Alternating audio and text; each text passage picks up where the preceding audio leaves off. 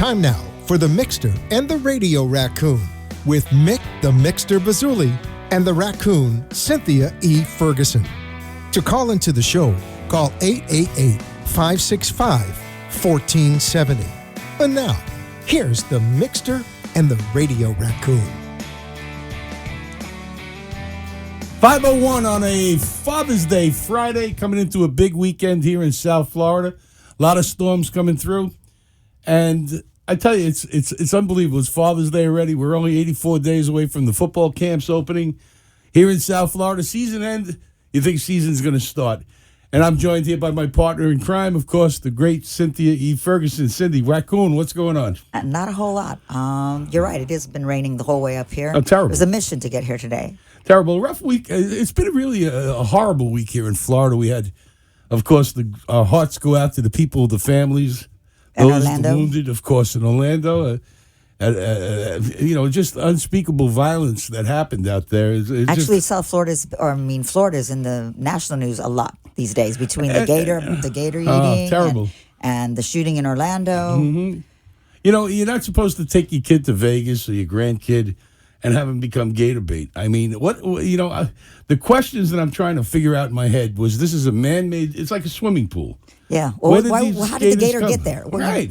To come up through the canal? Did it just sort of take terrible. An afternoon stroll? Tell me about that. Terrible. And, you look at it, you say to yourself, they posted signs. Does the gator read signs? Of course not. Tell me about it, right? Unless maybe it's one of Florida gators from Tallahassee. I'm sorry, where is it? Ocala. But you look and you say the kid was in ankle deep water. The kid was only 3 feet tall. I mean, what is that? 2 inches of water or something like that? Something like and that. Again, the father tried to, I guess, wrestle the alligator or something. And they ended up killing 5 alligators. And it reminds me of Jaws, where you cut the stomach off. What are you looking for? Body parts? But they did recover They did find them.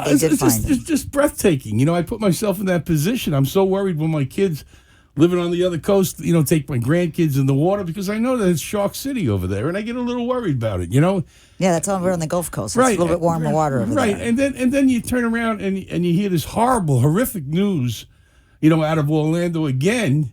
Of a bunch of good people that just got whacked out, going to a club, at 2 o'clock in the morning. No, you think you're going to go out on Saturday and have a good time, and you just, I don't think anybody's safe anywhere between the movies, theater. No.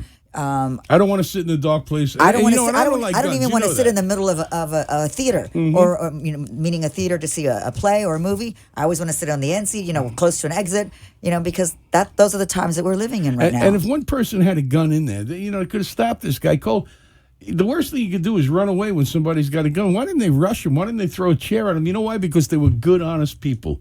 Okay, you take somebody miserable like me, I'm going to come right at you, because not everybody's afraid when you get a gun pointed in your face. You can get a little ticked off. But this guy was a mass murderer, just terrible. And I got to salute the firefighters, the first responders, the carnage and what they walked into to see all that blood and body parts laying all over the place. Those policemen, and say what you will. Yeah, there's a couple of policemen out there that really deserve to go to jail. But on the whole, the police departments of the United States of America are on the front line of defense. And I got to say, I commend them. They're going to be scarred for life, because what they walked into, that carnage, is unthinkable and unbearable that anybody would have to see that. And the heroism that was, displayed that day should really be commendable to Florida and the Department of Law Enforcement, the Sheriff's Department, these brave people that put themselves on the line for each and every one of us every day. And, what can I tell you? It's just, it's carnage. And this is the toy department. I don't want to get into it, with the politics of it all. We all know, and listen, who's right, who's wrong. I can't say the FBI missed it. That's what happens.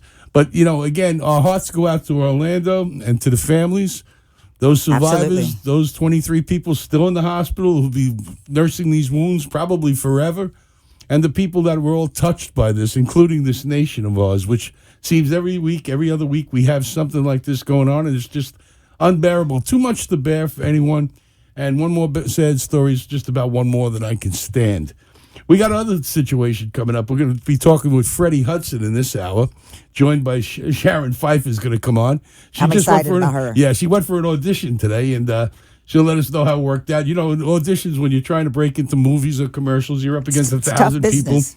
Oh, it's brutal. Even if you're a major star, you still have to go ahead You and still audition. have to audition. That's right. Exactly. So Nobody's free of that. she's going to come on at about 5:30, 5:40. Freddie Hudson's a great harness family, harness driver. I watched him in my days at Roosevelt in the old days, around the far turn. But he's coming on. He's involved in something that's really, really important to all of us, and it's the slaughter of horses, the illegal slaughter of horses. Some of them are race horses. So he's an activist. He is. He's just got back from Congress, which he's going to tell us all about. And I got to tell you the truth, Freddie's done a great job with this. He believes it. And I know a lot of people involved in racing and horses over the years, being I was involved in it, and they're very passionate. These are glorious animals. They are glorious animals. We do not eat horses. Okay, My it's a daughter partnership. and I owned 2 horses when she used to be an equestrian rider. Right, So okay, it so touches you know. it touches my heart. And her father kind of used to always joke with her about, they're gonna put her horse down for glue, because that's what they do. Glue factory. Glue factories, And and down in Alpo. But these dog horses, foods. listen, down here in South Florida, we see it all the time. They're always busting somebody out in Dania or Southwest That's ranches, illegal places, inhumanely putting these horses down, selling the horse meat. But the whole thing is that horse meat is so dangerous because it's loaded with Lasix, it's loaded with pain medicine, it's loaded with butazol, and it stays in the meat forever. So if you're eating horse meat, chances are you're going to glow in the dark. So it's not really considered a delicatessen. No. Delicatessen. No. But Poodles are. Poodles in Korea. The poodles, okay. They don't call them poodles there. What do they call them? Cat and dog and Oh, no, hors d'oeuvres. hors That's what they d'oeuvres. call them. You're kidding me. No, they eat anything that moves over there, including each other. And rats. Okay, rats are a delicacy over there. But here in America, we had a partnership with the horse. Armies marched on them. They plowed our fields. They carried things around. It's much like a dog. We don't eat dog here. Dogs protect our family. Dogs hunt for us. And there's so many dogs are things. man's best friend. That's right. No, horse is the same way. Absolutely. I mean, Trigger and Roy Rogers going back to the day. Okay, John Wayne with his horse. Okay. I mean, these are like partners. They're not something that should be slaughtered like this inhumanely. No, and they're such sold. a beautiful creature, such a beautiful animal. Abused, completely abused. We're going to come back with Freddie Hudson in a minute. First, we're going to go to a break. You're on with the Mixter and Cindy right here on 1470. Around the world on AMP2 TV. We'll be right back. Nick Mariani, you've done it again. Cigar Republic USA, located right on A1A and Oakland Park Boulevard. Hey, listen, slaving on a hot mic every day like I do, I look to unwind. Happy hour, 11 to 7. It's not happy hour, it's happy days. Well drinks, $5. Drop in and see JoJo behind the bar. Have yourself a ball at Cigar Republic USA, located right on Oakland Park Boulevard by the beach, next to the famous Mortorano's Cafe. You can't miss it. It's right there, right by the North Beach Shops, which is booming over there right now. New restaurants popping up everywhere. Come into the Cigar Republic USA. Now listen, there's no better gift than a box of cigars. And Nick, he's done it right. He's got everything you can think of for cigar smokers everywhere. And you don't smell the smoke when you're in his place. That's the phenomenal thing about it. I mean, non-smokers like the place. You could go next door, chill out on the Rocky Patel Signature Lounge, which is abuts the cigar bar. Terrific place, leather couches, everything. Big screen televisions. They're all over the place. Have a ball at Cigar Republic USA. Nick Mariani's done it well again. Come in, hot barmaids like you've never seen before. Visit with the, I like to call her, my little Lima Llama. Go in and see Cindy and the rest of the crew over there. Have a steak sandwich, 8-ounce New York Prime, grilled onions, everything on it. Fantastic. Or a real Cuban sandwich. I heard Fidel Castro orders them. I don't know. It sounds good anyway. Cigar Republic USA, right on the corner of Oakland Park Boulevard and A1A in Fort Lauderdale, right by the North Beach Shops. Can't miss it. Tell them the Mixter sent you and have yourself a ball. You're listening to The Mixter and the Radio Raccoon. To call into the show, call 888-565-1470. Now, back to The Mixter and the Radio Raccoon. 511, back on 1470 AM. Here with Cindy. Raccoon, we're going to say hello. I want you to say hello to Freddie Hudson. Freddie, how are you, my friend? Hi, Freddie. Hi guys, how you guys doing? And thanks for having me on the show. It's we're doing pretty good despite the bad day in here, South Florida. I know you're up in the Northeast, up in New York area, by the Meadowlands and things like that. And we were going over just I don't know if you caught the segment that we were talking about what goes on with these horses, and you've taken this all the way to Congress. You and a fine group of people that you're involved with this, and we're just happy to have you on the show to talk about it, especially since all the drugs are pumped into these, majestic animals. And then, listen, even Ferdinand, what was it, the Preakness? Even he ended up in an Alpo. Okay, that turned my stomach when I heard that. Great champion. Yeah, it's very strange, but I'm working with some really great people, and they, how I got started in the horse rescue and stuff was through Judy Bachman with the Standardbred Retirement Foundation. I've seen her before out there. Mm-hmm. We did a Roosevelt Raceway reunion, and we raised money for the Standardbred Retirement Foundation. That was, 2009. And I was just totally shocked as to that our horses are ending up in slaughter. And it's just like, where the hell did this come from? So Judy, she founded the Standardbred Retirement Foundation by, she actually, she had a horse that she really loved. The horse's name was Nadalia. And the trainer of the horse had actually sold the horse to a kill buyer. Jesus. And so Judy actually threw herself in front of the truck, crying and everything, and wouldn't let them leave. And so finally they ended up unloading the horse from the truck, and they gave that horse to her. The horse's name was Nadalia. And that is the foundation, and that was the first horse that she rescued from slaughter. And that was the foundation of the Standardbred Retirement Foundation. And then Johnny Campbell's wife, Paula, came in and joined her. And they were the founders. And then since then, they've saved 2,700 horses. That's miraculous. John Campbell, of course, the championship driver, as yourself, in harness racing in the Northeast. You guys have been all over the globe. We seem to have a problem down here with people actually having slaughterhouses. They're not FDA approved. They're not even a slaughterhouse. They're killing them in backyards and selling their meat. And I mean, 2 months, right? I've heard stories where they find them off the turnpike. They stole from the stable. Right, horse thievery. You're right. In the backyard, yeah. They found them right on the roadside. Yeah, right off the turnpike. And you brought up a great point, and I know you brought this up in front of Congress, and I said it myself. This should be a federal offense immediately. And the people that are perpetrating these crimes against these fine, majestic animals should be held accountable by confiscating the property and putting them in jail for 5 years. At least. Okay, at least. They're getting a slap on the wrist and a fine. That's it. And, what we're trying to do right now is we're trying to get the SAFE Act passed. And it's stuck in committees right now with the House and the Senate. Mm-hmm. And it's just, in committees at this point. Right, we have you on the screen speaking in front of, you can't see it. The health, education, and labor.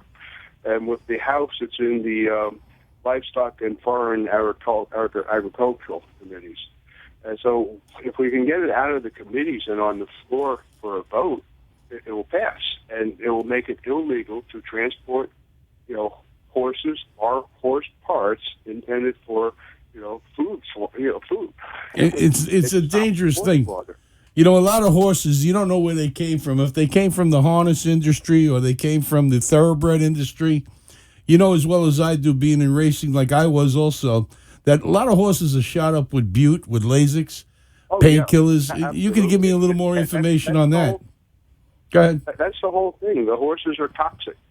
Butazolone, many years ago was developed for arthritis, and they found it to be unsafe for humans, and so they banned it. And on the labels, it reads not intended for animals, human resource or animal, intended for food. And every horse has had bute. I can't think of one horse that has not had butazolone injected into him or given a tablet or powder in his feed.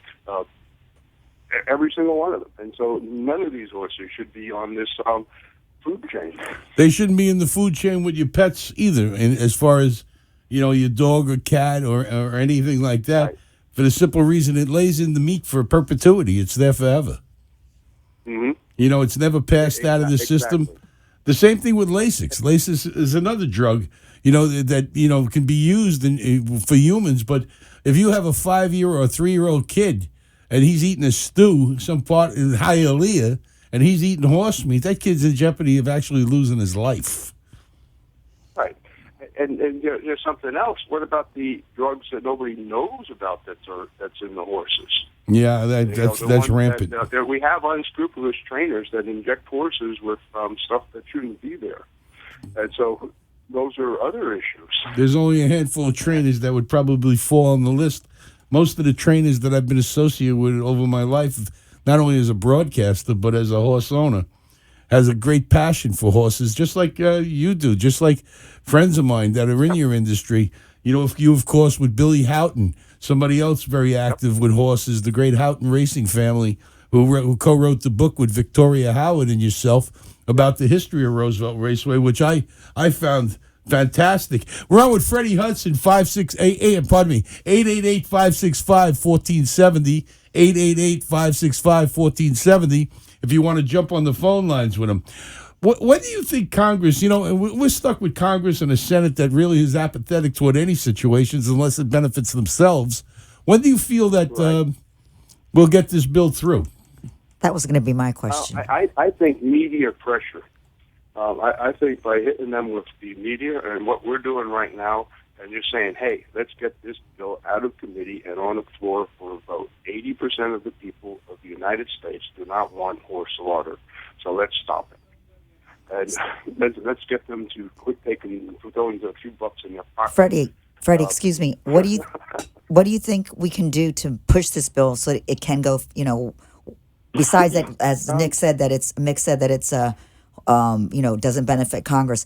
Why can't we push it through? Especially if you're telling me that 80% of the people are on your side. So we have a bigger percentage. 20% don't care. Right.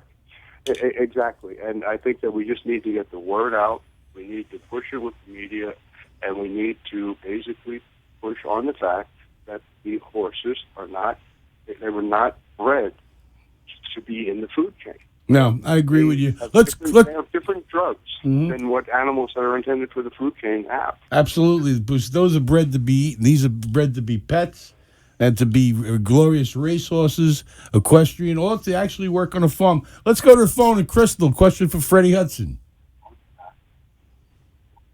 Crystal, you there? Hello? Yeah, Crystal, you're on the air. Question for Freddie? Hi, I was calling to see if you could answer for me if we have horse meat in the United States. Like, is there horse meat in our meat here? Well, Freddie would know more about that. I do know any FDA-approved processing plant cannot have horse meat. That I do know without disclosing it. Nobody wants to eat horse meat, so I doubt if you're going to find it on a label. Am I right about that, Freddie? The Chapman report did a test, and they tested 48 samples of meat in the U.S. And of the 48 samples, they were supposed to be beef, 100% beef. Of the 48 samples, 10 tested positive for other substances, and 2 of them tested positive for horse meat came in there. And that was done by DNA testing. And that was the Chapman report. You can look that one up online. You mean to tell me that 10 out of 48 or 12 out of 48, which is about 25%, tested positive for horse meat, and yet it was... Yeah, it was about 20%, in that range, that tested for other substances other than beef. So we do have we have a problem with our food chain. And not on the... It's not on the label though. And this is not meat like say you would find in your something else that happened recently, like. I started studying where a lot of the ground beef packages, when you go look at them in the grocery stores, they have the country of origin. And so I started reading the countries of origin, and they're like, oh, Canada, the U.S., and Mexico. A product, and I'm like, oh, okay, this ground beef came from 3 different countries. remember, horse slaughter is not taking place in the U.S., but it's taking place in Canada and Mexico. And so 39% of the ground beef in Mexico has tested positive for horse meat. So our Congress, to stop that, they changed it so you don't have to label the products anymore. And now you're going to have to get Congress on your side in order to pass this through. Very good question there, Crystal. Thank you for that call. Let's go to the phones. And Rita, you're on with Freddie Hudson, the Mixter, and Cindy. Yes, hi. This is Rita Reich, and hi, Freddie. I'm so delighted to hear you on the radio talking about this issue. You certainly are one of the experts in the country on it. I really appreciate your getting the word out and letting people know about the food safety issue that's associated with horse slaughter. So many of us are concerned about the humane aspects, but what's even worse is that this horse meat is getting into our food supply, as you said. There's a study that you mentioned that shows that, and so I think that's the really important thing that the public needs to hear about now.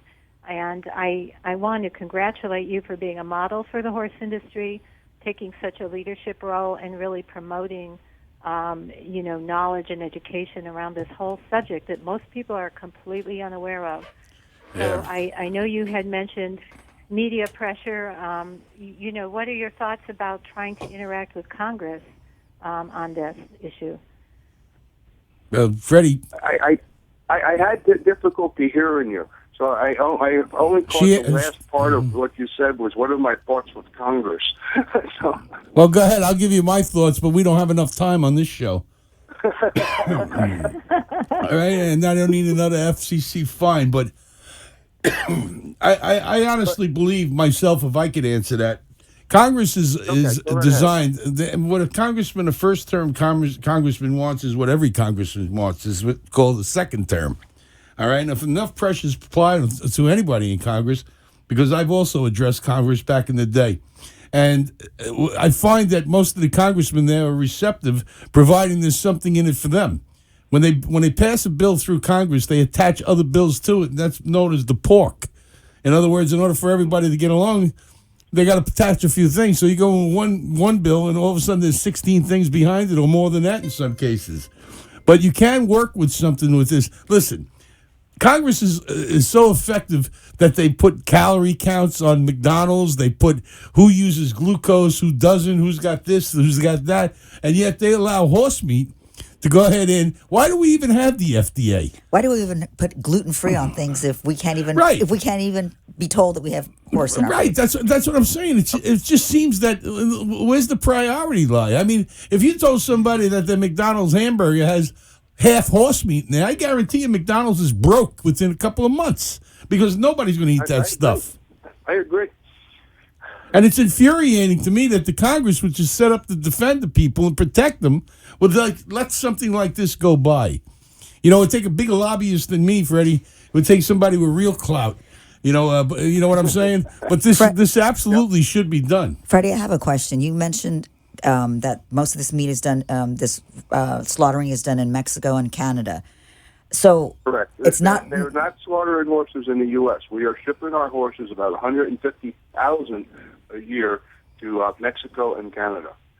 Most of the horses, about 70% of them, are quarter horses. 20% are thoroughbreds, and the last of the 10% make up all of the other breeds. And how are they getting them across the border? I mean, I'm just curious. They are shipping them. They buy them at these sales. One over in New Bolton, Pennsylvania.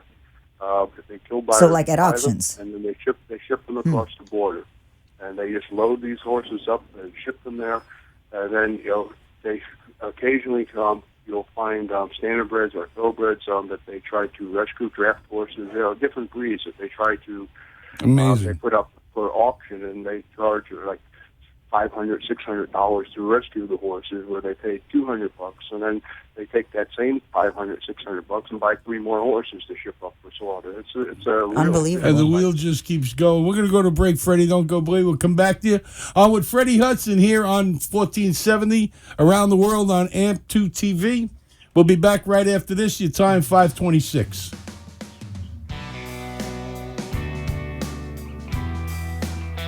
Nick Mariani, you've done it again. Cigar Republic USA, located right on A1A and Oakland Park Boulevard. Hey, listen, slaving on a hot mic every day like I do, I look to unwind. Happy hour, 11 to 7. It's not happy hour, it's happy days. Well drinks, $5. Drop in and see JoJo behind the bar. Have yourself a ball at Cigar Republic USA, located right on Oakland Park Boulevard by the beach, next to the famous Mortaranos Cafe. You can't miss it. It's right there, right by the North Beach Shops, which is booming over there right now. New restaurants popping up everywhere. Come into the Cigar Republic USA. Now listen, there's no better gift than a box of cigars. And Nick, he's done it right. He's got everything you can think of for cigar smokers everywhere. And you don't smell the smoke when you're in his place. That's the phenomenal thing about it. I mean, non-smokers like the place. You could go next door, chill out on the Rocky Patel Signature Lounge, which is abuts the cigar bar. Terrific place, leather couches, everything. Big screen televisions. They're all over the place. Have a ball at Cigar Republic USA. Nick Mariani's done it well again. Come in, hot barmaids like you've never seen before. Visit with the, I like to call her, my little Lima Llama. Go in and see Cindy and the rest of the crew over there. Have a steak sandwich, 8-ounce New York Prime, grilled onions, everything on it. Fantastic. Or a real Cuban sandwich. I heard Fidel Castro orders them. I don't know. It sounds good anyway. Cigar Republic USA, right on the corner of Oakland Park Boulevard and A1A in Fort Lauderdale, right by the North Beach Shops. Can't miss it. Tell them the Mixter sent you and have yourself a ball. You're listening to The Mixter and the Radio Raccoon. To call into the show, call 888-565-1470. Now, back to The Mixter and the Radio Raccoon. 528 on 1470. Back here. I'm Mick Pizzulli with Cynthia E. Ferguson. Cindy. On with Freddie Hudson, we're talking about the slaughter and what's in our food supply, which is to me is appalling when you listen. And Freddie's an advocate on this, along with so many other fine people trying to get this through Congress. And I find ourselves, this is like a paradox. Here they are in one worried about what's his name, Bloomberg, on 16-ounce sodas versus 8-ounce sodas in New York City, and nobody's touching on this. That our food supplies being basically filled where they used to use potatoes and stuff. Now they use horse meat. I think that's appalling. It's I agree. horrible. I totally agree. You want to join us online if you got a question on this, or if you want to support on this, it's 888-565-1470. Again, 888-565-1470. You know, you have a website with this. You know, I'd like you to give it out on air if you can. I know I'm looking, we don't have it on the screen. On the screen, but if you have it, could you kindly give it out right now so people can log on and learn more about this, because this affects every one of us. rrtrodden.com. Trotting, like Roosevelt Raceway? Yep. Uh-huh. Roosevelt Raceway, Trodden.com. Trodden. Where it all And, began. I have a link up there, which was the Safe Food, Safe Horses. Everyone will see that when they get there. Just click that on. That's going to tell you everything about the Safe Food, Safe Act. Trying to get put through. And we got people down here, right. Freddie, down here, here in South Florida in our rural, people think of South Florida as Miami. All the population is basically by the coast. As you move inland, it thins out. It's basically a rural area. A lot of horses running around there. You see them on the streets over in Davie. You have the Davie Rodeo, for God's sakes. The BSOs have that section right there off Sunrise, and where they keep all their horses. Right. They got stable areas over there. I mean, Broward Sheriff's Department. Broward Sheriff's and the Fort Lauderdale police as well, because my friend Kathy Franco's brother is one of those cops. Mm-hmm. And some people run out of money who have these ranches. They can't even take care of these horses. We find them emaciated. We see them on TV. You can't even look. It's so heartbreaking. But we have our organizations here in Florida that'll take in the horse if you can't take care of it or feed it. Right. That'll pick it up. So a lot of Florida residents, there are people that have ranches where they take in these horses and they nurse them back to health, and they get them and they get to live out their retirement, and they don't end up in a glue factory. In a glue factory. They don't even make horses out of glue anymore. Glue is made synthetically these days. They didn't use it back then. But to find it in our food supply, so many people out there, every time you bite into something, you see 100% beef and you assume that it's 100% beef, but guess what? It's not. 25% of it is used. It's got horse meat in there. Maybe I'll just become a vegan full time. A full-time vegan? That's it. I'm just going to become a full-time vegan. God knows what goes in bologna. I always said the people who make bologna and hot dogs, they don't even know what goes in there. Those are two things I never eat and will never eat. It's true. 888-565-1470 on with harness racing legend Freddie Hudson, who's doing some miraculous work here to try and take this out of the food system because it don't belong there. And you're right, Freddie. A lot of trainers shoot these horses up day in and day out. They actually have to put it in thoroughbred racing, whether or not the horse has Lasix in it, whether or not it's taking some different drugs. Some of them banned, most of them banned. All right, they actually put a drug in the horse and disguise it with another drug so you can't catch it in the urinalysis if the horse wins. Yep, that's been going on for years, and it's just so shocking to me because, like, when I trained horses, we pretty much trained horses on hay, oats, and water. Mm-hmm. Yeah, that's right. And training is what made the horse run. The better trainers naturally had the better horses, the better bloodline. I mean, that was in the days when you could trust the horse. You could trust your trainer. But today, with all the drugs that are out there, the opportunity that basically everyone has, and it all comes down to money. You know it as well as I do. These days it's how much you save. 100%. And it also comes out.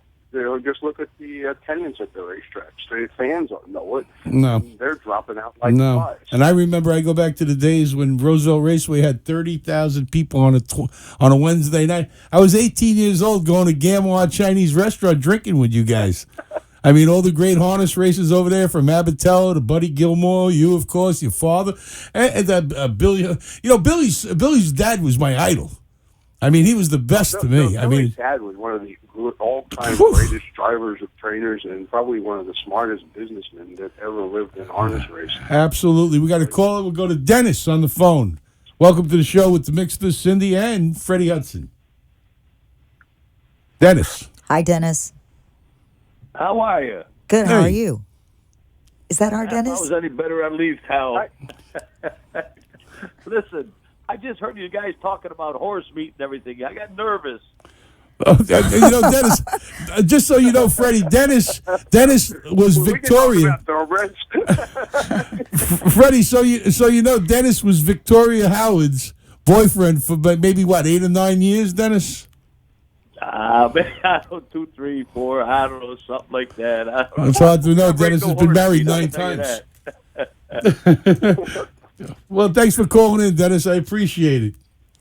Yeah, okay. The only reason I want to talk, I read an article, now I'm going back about a year or two, that there was a horse, now this happened to be Japan, but it was one of the Kentucky Derby horses. I mean, it was a Kentucky Derby. I don't know if it was a winner or Ferdinand. I remember I read it, and somebody else saw the news, and they actually rescued the horse from being slaughtered for horse meat, which I thought was a great thing. I believe that was Bold Forbes, if I'm not mistaken.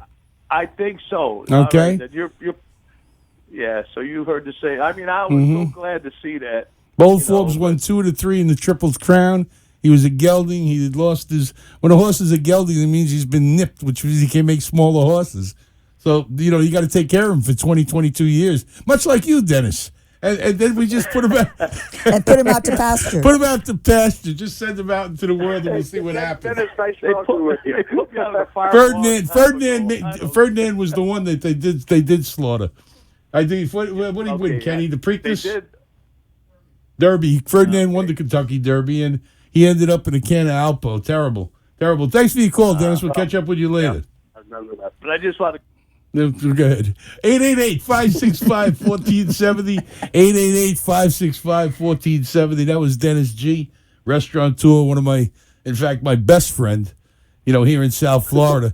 He goes back in the old days too, Freddie. And like I said, he did live with Victoria, I think, for 10 years, I think they were together. She'll tell you more about it, I guess, when you talk to her. Okay. All right, we'll get into that. I don't need to get into the details. No. You don't want to go there. All right, it's like a nightmare. It's hard for Dennis. He's been married 8 times. He's been married so many times he got rice marks on his face. All right, but hey, also, like when people go to rrtrotting.com, you have to take a look at it's in beta right now, but it's it's a harness racing video game that Joe Rico's son, Jason Rico, has put together, and it's going to be pretty cool. It's going to actually be able to have harness racing and stuff like that. I just put that up just recently, helping them market it a little bit. That'll be good to see. Does he use the old time drivers there? Has Carmine still got his foot out, holding the horse back? I'll be looking for Carmine was one of the best. He just turned 80 years old. You know that, the red man himself. I was working as a kid at a gas station across the street. It was an alert station. He used to come in. I'd fill his car up. He'd tell me who to bet. All right, I bought a new Corvette from him. If I ever run into him, I'm going to buy him dinner and a hearing aid. Okay? But I saw pictures of him. He looks great. Eric is doing a fantastic job, okay, over in Freehold. I catch him, and it seems like he wins every other race over there. And it's great to see the torch being carried forward. He's been leading driver there for 5 or 6 years in a row over there. Yeah, he's doing well. He's doing great. He's doing great. He was in a bad accident a few years back, which put him out for about 6 months. But, he's come back from that, and he's doing really great. And he's a great kid. I really like him. Yeah, he's a great driver, and he's carrying the ball. Listen, Freddie, we're going to bring you back on this. I'm going to do some more research on it. Anything that Cindy and I can do to help you in this cause, which is really worthwhile. I mean, anything from raising capital or whatever you need to carry on the fight. You can count us on here. You got a friend over here at Beasley. Okay, Fred? I appreciate it, buddy. All right? I appreciate that. Cindy, nice chatting with you. My pleasure. Thank you very much. Okay. God bless you and the people around you, my friend. All right. God watches out for us. We're going to go to a break. We'll be back in a few minutes. But first I want to talk about, Raccoon, when you're out of town and you want to come to town in South Florida and you say, where am I going to go? Well, I would recommend picking up Around Town newspaper. They even have a website, aroundtownnews.com. Yeah, like if you're in California or someplace like California, Texas. And it's got all the local things in. They come in with the cameras. They take pictures of you. Rick and Ellen Schweitzer do a great job. They do a great job. They really do. They got even Victoria Howard writes, Ask Victoria in here. We were just talking about it with Dennis. Ask Victoria. She has an article in there where you can ask her anything about your sexual fantasies or anything like that. Oh my goodness! And she'll answer it. But she's quite a writer. She's written. She wrote the book called Why Girls Like Bad Boys. It was a bestseller. Really? Yeah. And she co-wrote with Freddie Hudson and Billy Houghton.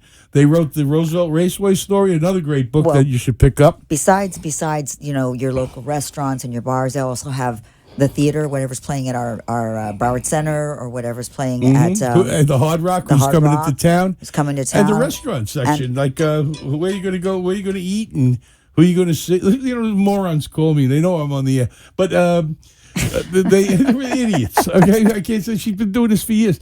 And this issue this weekend is based on Father's Day, so they're giving a lot of blast outs to Sunday brunches. Where to go to take Dad for his favorite meal or the racetrack. No, to Sunday, and this Sunday is Game 7. Go Warriors! Right? Yeah. Well, the Cavaliers came storming back. But no, Around Town Magazine, pick it up. So what's their web address? Aroundtown News. Aroundtownnews.com. You're on with the Mixter and Cindy the Raccoon. We'll be back right after this. Your time, 5:40. Nick Mariani, you've done it again. Cigar Republic USA, located right on A1A and Oakland Park Boulevard.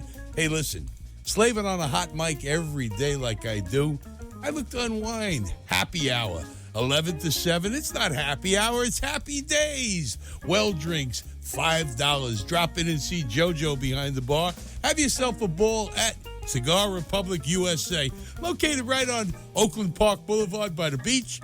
next to the famous Mortorano's Cafe. You can't miss it. It's right there, right by the North Beach Shops, which is booming over there right now. New restaurants popping up everywhere. Come into the Cigar Republic USA. Now listen, there's no better gift than a box of cigars. And Nick, he's done it right. He's got everything you can think of for cigar smokers everywhere. And you don't smell the smoke when you're in his place. That's the phenomenal thing about it. I mean, non-smokers like the place. You could go next door, chill out on the Rocky Patel Signature Lounge, which is abuts the cigar bar. Terrific place, leather couches, everything. Big screen televisions. They're all over the place. Have a ball at Cigar Republic USA. Nick Mariani's done it well again. Come in, hot barmaids like you've never seen before. Visit with the, I like to call her my little Lima Llama. Go in and see Cindy and the rest of the crew over there.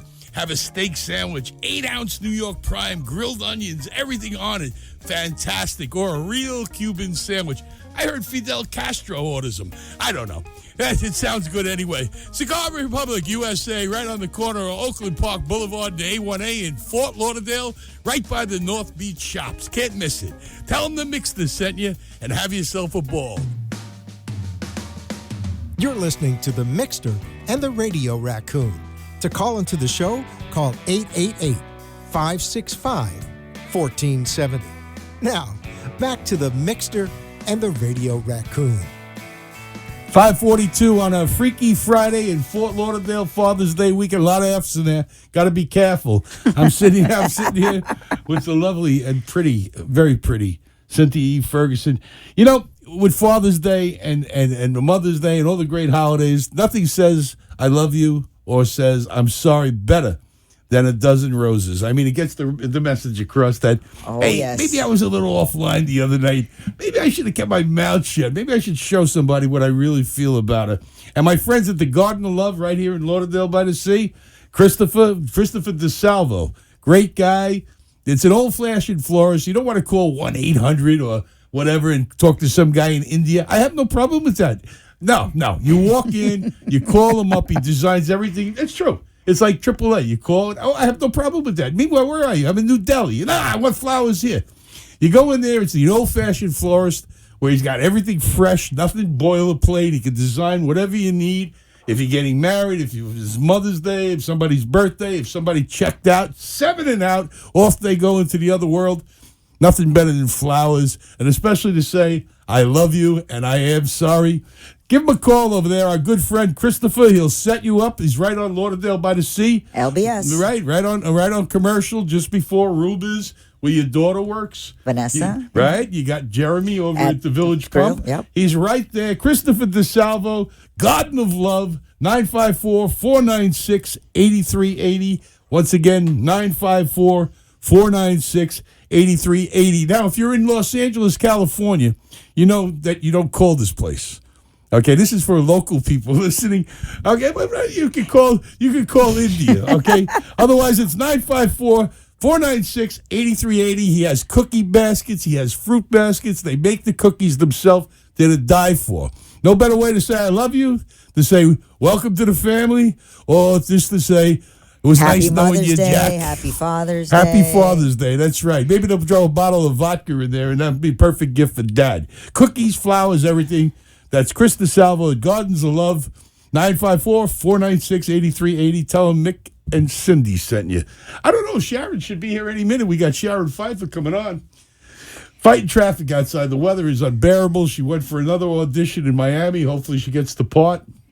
I hope she does too. I know a lot of actors. I mean, they're all brokesters. And it's the truth. They have a little bit of a run. And it takes them 4 or 5 years of no earning. They're doing off-Broadway plays. They're working for $600 a week. They're shooting commercials. They're They're servers or bartenders. And even the great actors today, they have to audition constantly. Everybody has to audition. Unless you're Clint Eastwood or Jack Nicholson. Neither one of them act anymore because Jack Nicholson has lost his mind completely. Not that he had much of a mind to work with. And Clint is like 900 years old. And he has a bunch of kids and a bunch of grandkids. Right. And you don't know what what you would... Isn't he like over there a mayor or something for some... yeah, the mayor is someplace in Colorado. Colorado? No, no, Utah, wasn't it? Jeez, I don't know. I don't think it's those states. It's somewhere out there. I know he's not the No. mayor of New York City. No, of course not. Okay, he's out there somewhere like- out west. I thought it was somewhere He in had the California. Hog's Breath Inn out there. That was the name of a restaurant he owned out Yeah. there. And it'll come to me just where it was. It was another actor who went out and found a small town, and he went over there to dominate it. Much like I was involved years ago with Jacqueline Bissett and her brother Max, who owned a BMW dealer. And then later on, Mickey Brazelton. What's her name? I can't think of her name. I blocked them out. They bought a town, Brazelton. The hot blonde who played in What was the first name you used? Brazelton. His name is Mickey also. Okay, what's her name? She was in a bunch of movies. I can't think of her name right Susan now. Anton? No. It'll come to me. But anyway, she was the first. She was a Bond girl. She was in with Mickey Rourke in 9.5 Weeks. Oh, Kim Basinger. Kim Basinger, her brother Mickey, tried to salami me into this Brazelton, which actually took his sister down, too. They all had a foul bankruptcy. They bought a town, and they were going to develop it, another Dolly Parton thing or another... Oh, Dollywood. Right. Carrie Fisher's mother. Okay, what's her name? I can't remember her either. Boy, I'm getting old. But anyway, well, she's 100 years old by now, all right? Okay, but the truth is, it didn't work, needless to say. It was like 3 square miles of fun. They were going to turn it into like an amusement park for actors and actresses. It didn't happen. Is that where they go to retire them or put them out in I the don't pasture? think they ever retire. Actors have been, they're hanging around forever. You look, they just fade away. Look at Gene Hackman. He hasn't made a movie in like 10 years. The last one I think he made was Get Shorty. That's right. He was in that. Yeah. With John Travolta. He played Harry Zim. That's right. I liked him in that movie. Gene Hackman started late in life. He was 40 when he first started. He got his first part, I believe, his big part, was in a movie called The Bonnie and Clyde, which was with Faye Dunaway and Warren Beatty. He was a second fiddle, and then later on The Poseidon Adventure, played Popeye Doyle. He was fantastic in The French Connection. And then finally he just fell apart. I mean, he made a lot of great movies. He made comedies. He's one of the few guys that could cross over to comedy. He made some good dramas. He made some good dramas as well. Yeah, he was fantastic. He's always been a fantastic actor, but he's also retired because he's pushing 90 years old. I mean, time goes on with these guys. Years ago, a friend of mine was George Burns' bodyguard. And George Burns would go, he was about 96 years old at the time, 95. And they would go to his studio, and he would be in a wheelchair. Mm-hmm. They would go to stage, rather, and they'd push him up to the stage, and he would order a martini. And he would have the martini, right? Your favorite drink, right? And as soon as the lights would go on, he said it was like somebody pushed the button. Next thing you know, he's out there. He's doing a soft shoe. He's doing an hour and a half of stand-up comedy. He's got people roaring. As soon as he comes off, sits in a wheelchair, he goes back to sleep. They give him another martini and take him up to the room. Martini is gets there you going. You go. It's got to be something about it. But a lot of these people, they look at Meatloaf. He collapsed on the stage yesterday. 68 years old. He was singing anything for that song. The last song he did, not Paradise by the Dashboard Lights, the other one. And I don't know if he threw a 7 or... I do know they thought it was part of the act until finally they went out there. That happened with an actor, as a comedian named Dick Shawn, who was very popular way back in the day. He grabbed his chest like he had a heart attack and fell down, and everybody was roaring. He had a heart attack. They thought he was acting. He was dead as a mackerel. He was cold as a mackerel by the time they got out there. You never know where you're going to go. That's true. Somebody once told me, wherever you land, that's the position you're going to be in when they find you. So if you do feel weak, try at least land with some dignity. I mean, you don't want to land with your dress over your head or something like that, running down the street like JoJo. But, you don't need that. I mean, that's a terrible story, ain't it? I can't even believe you just said that. That's the poor JoJo, dancing JoJo. She was dancing with her panties to her ankles and a dress over her head. Oh, my goodness. Here's the scenario what happened, the poor thing. Some girl ran out, didn't pay her bill, so she went out after her. And the girl turned around and just pulled the dress up over her head, pulled the panties to the floor, and got away. Isn't that terrible? It's horrible. It's humiliating a little bit. It is. It was hard. It was. She felt a little traumatized. I think so. Therapy in the plans. Well, I think she said the girl made it right. Came in and well, no, the police found her. Well, the police found her and they arranged something to make it right for her. Yeah, what'd she do? Was she forced to pull somebody pull her dress over? No, she made it right financially speaking. She paid the $8 tab? No, she paid more than $8. Okay. It's funny. JoJo can be bought. There's a price for everybody. Anybody can be bought. Not Everybody me. has a price. I can't. And I don't think I do either. No, Trust okay. me. 888-565-1470. You want to jump on the lines? 888-565-1470. Anybody, you know what I also noticed? People like in their 40s and 50s and 60s even, they're dropping their original career. They're saying, okay, the kids are grown, they're out of here. Now comes my time. The second part of your life. Right, your second part of your life is, as you put it, but then again, I don't know anybody who lived to 100. But the point is, they go on to do what their passion is. And I noticed with my good friend Patrick Fox. He lives down here. He's going up to Long Island. He's been in a ton of commercials. He's gotten himself some parts. He's a good friend of Sharon Pfeiffer's, who'll be in here. Even her. I mean, she's out there hustling, trying to find the part. She just went to, and that's why she's late today. She was over in Miami, and she's fighting this traffic, this horrendous weather, trying to get here to the studio. And she'll be here shortly, I hope. But you look at these people, and they just say. I had a friend of mine who was a truck driver. He always wanted to be a chef. He didn't want to open a restaurant. He had a lot of money. He sold his house. He went and bought 2 lunch carts, those gourmet lunch carts. Right. And all he does is he makes meatballs, sausage, and things like that. And he goes to all these events. He puts them on a flatbed truck, and he takes his brother-in-law, who does nothing but deep-fried turkey wings and turkey legs.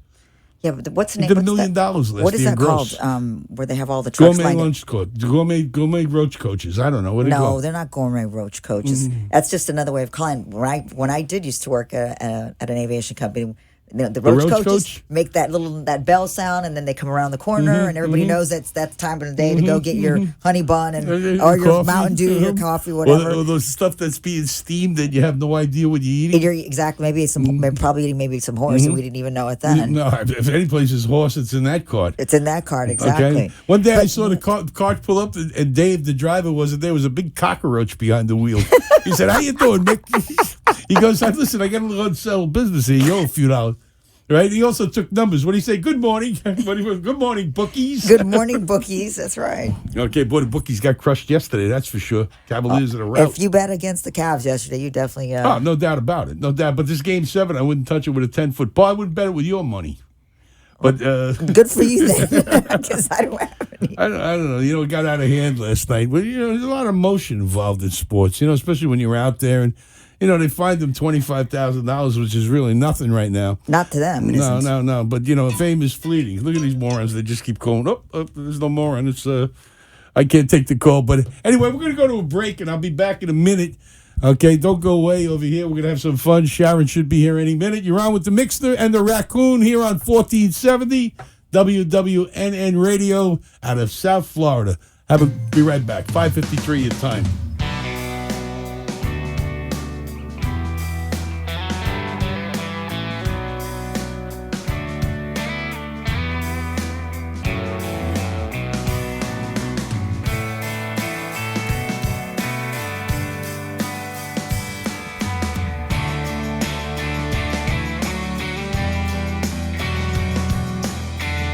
Nick Mariani, you've done it again. Cigar Republic USA, located right on A1A and Oakland Park Boulevard. Hey, listen, slaving on a hot mic every day like I do, I look to unwind. Happy hour, 11 to 7. It's not happy hour, it's happy days. Well drinks, $5. Drop in and see JoJo behind the bar. Have yourself a ball at Cigar Republic USA, located right on Oakland Park Boulevard by the beach, next to the famous Mortaranos Cafe. You can't miss it. It's right there, right by the North Beach Shops, which is booming over there right now. New restaurants popping up everywhere. Come into the Cigar Republic USA. Now listen, there's no better gift than a box of cigars. And Nick, he's done it right. He's got everything you can think of for cigar smokers everywhere. And you don't smell the smoke when you're in his place. That's the phenomenal thing about it. I mean, non-smokers like the place. You could go next door, chill out on the Rocky Patel Signature Lounge, which is abuts the cigar bar. Terrific place, leather couches, everything. Big screen televisions. They're all over the place. Have a ball at Cigar Republic USA. Nick Mariani's done it well again. Come in, hot barmaids like you've never seen before. Visit with the, I like to call her my little Lima Llama. Go in and see Cindy and the rest of the crew over there. have a steak sandwich, 8-ounce New York prime, grilled onions, everything on it. Fantastic. Or a real Cuban sandwich. I heard Fidel Castro orders them. I don't know. It sounds good anyway. Cigar Republic USA, right on the corner of Oakland Park Boulevard and A1A in Fort Lauderdale, right by the North Beach shops. Can't miss it. Tell them the Mixter sent you and have yourself a ball. Talk 1470 WWNN Pompano Beach, Boca Raton, Miami, Fort Lauderdale. And now a stock market moment by Online Trading Academy. So we took her gradually from $100 a day, and she grew that to $200 a day. And this is really without any training, any skills, a 68-year-old woman. We can teach you how to generate income in the markets, whether the markets are going up, down, or sideways. There's people, their biggest concern, Blake, is I'm going to run out of money before I hit 90. What am I going to do? I mean, am I just going to survive my retirement, or do I want to thrive? Tired of losing money in your mutual funds or 401ks just because the stock market goes down? Since 1997, Online Trading Academy has taught over 100,000 people the right way to trade stocks, options, futures, and Forex in a real classroom setting. See for yourself how money is made in down markets at a free half-day class at Online Trading Academy. Call to reserve a seat, 561-674-9800. 561-674-9800. That's 561-674-9800. You're listening to The Mixter and the Radio Raccoon. To call into the show, call 888-565-1470. Now, back to The Mixter and the Radio Raccoon. 5:57 back on WWNN Radio, 1470 AM here in South Florida and around the freaking world on amp2.tv, WWNNradio.com. I'm the Mixter, joined here by my partner, Cynthia.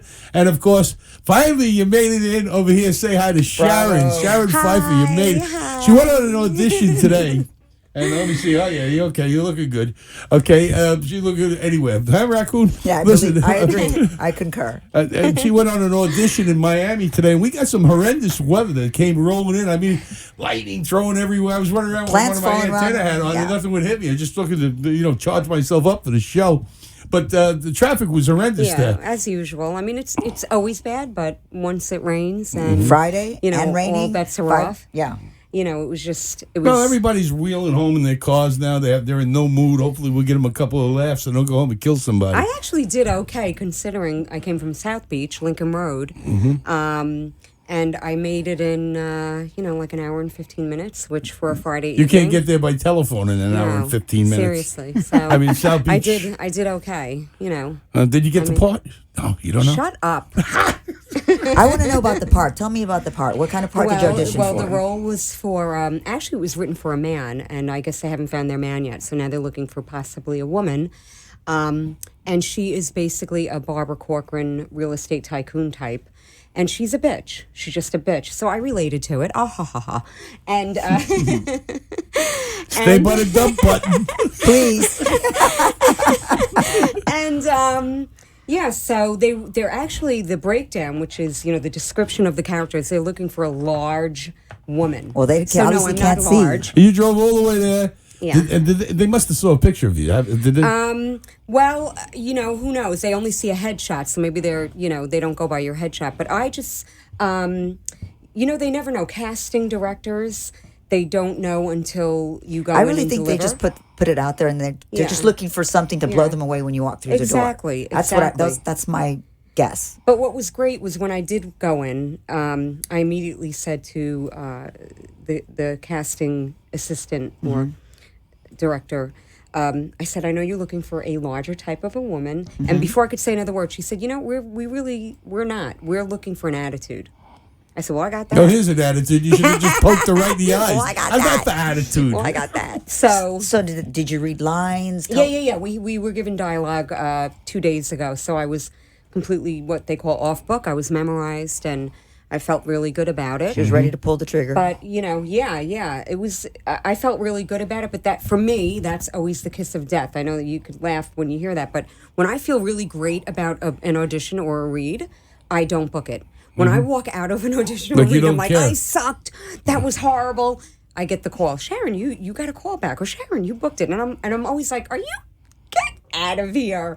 Like. And then today with the weather, you're probably thinking the one I don't go to is the one I probably would have got. That's always it. That's it. The deal I tell somebody to go screw himself is the deal that I would have got. The deal exactly. I mean, you have to always go to all of your auditions. You never know. You know, attitude is everything. In any confidence.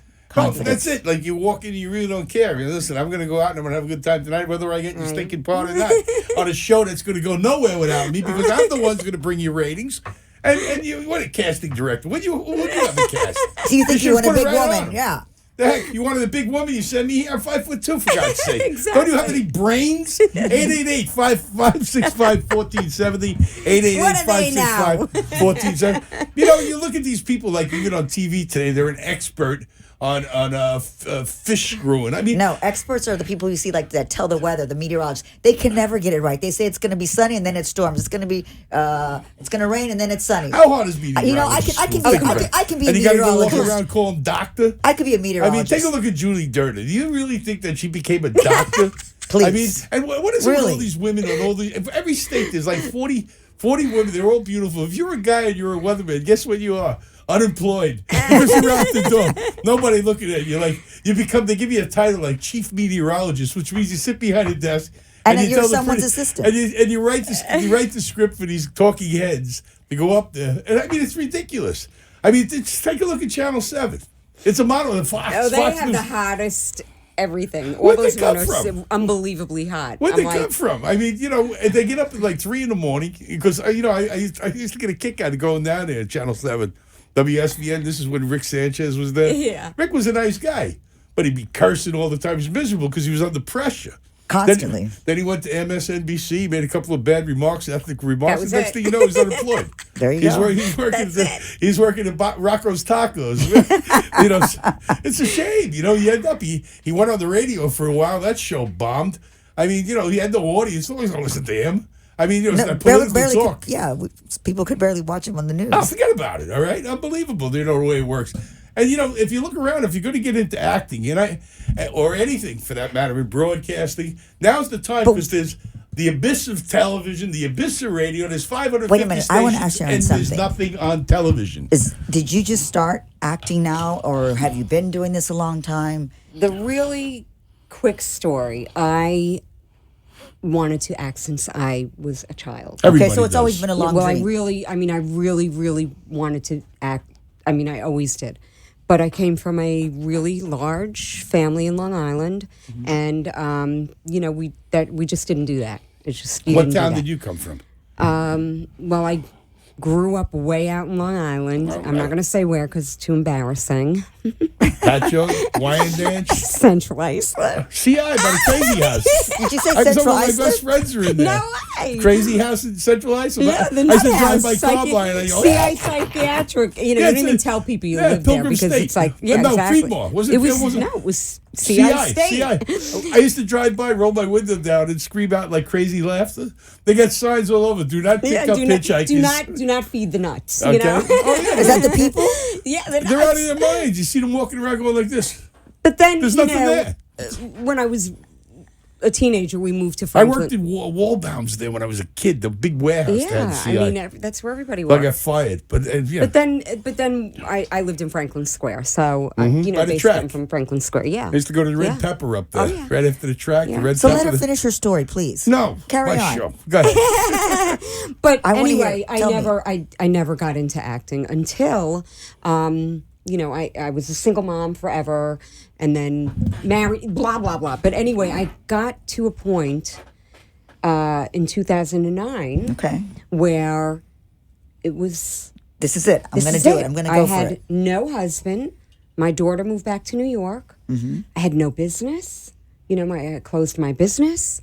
I really was at a crossroads. And Absolutely. It was either, go and become a radiological technician or, some goofy job that I would rather poke my eyeballs out or pursue this dream that I've always had. That's very very before courageous. You got here, we were just talking about that. And we have a mutual friend, Patrick Fox. Oh, okay? I love Patrick. Okay, he said for me to give you a big hug. Yeah, he's great. He's going up to Long Island. He's from Belmore, Long Island. I'm from East Meadow, and on the island. But he's doing it too. He's out there. He's hustling around. He's always making auditions. He's doing He does mostly very commercials. well. He has a nice look. He and picks he's a up nice a little bit guy, of work here and there, but he's trying to build on that. We were just talking about people, as we're getting older, the baby boomers or whatever you want to call us. Kids are gone. Got a few bucks, going to do whatever I want to do. And that's exactly it. I was a real estate developer, and it afforded me the opportunity, to do the restaurant chain Hooters. I was one of 7. And to and then Defo being my best friend, we got into broadcasting. He brought me in when he had a few problems, and here we are, today. And now I'm back. The fire's back. I decided I want to do 5 days a week again. I got a new partner, and she's great. And we will be number 1 in our market because there's nobody out there. I'm going to eat them. A morning drive. There's nobody out there. I'm going to chip away until I'm number 1. Now that Sid went back to New York, Sid Rosenberg, my dear friend, and he's with McGurk. He's with McGurk, and WABC took over Geraldo's spot, and he's on top of the world with Bill O'Reilly. He must be making $1 million a year now, and doing what he loves. It's a passion. We don't have no script. I do whatever I want to do. I love radio. It's my favorite medium. And now with the streaming, you got yourself a worldwide audience before you even get there, especially with AM2 and the publicity I get from Wall Street, which is what I really do. But, it's just a wonderful thing, and I see people. I was telling a friend of mine, he was a truck driver. But he always wanted to be a chef. So what he did, he said, I'll combine them. He bought a lunch truck, gourmet lunch trucks. Yeah. And him and his wife go all over. So I was talking to him. I said, how'd you do? He says, well, I did good. He had 3 or 4 trucks. He was always on the road. So now he takes his wife with him and his brother-in-law and his wife.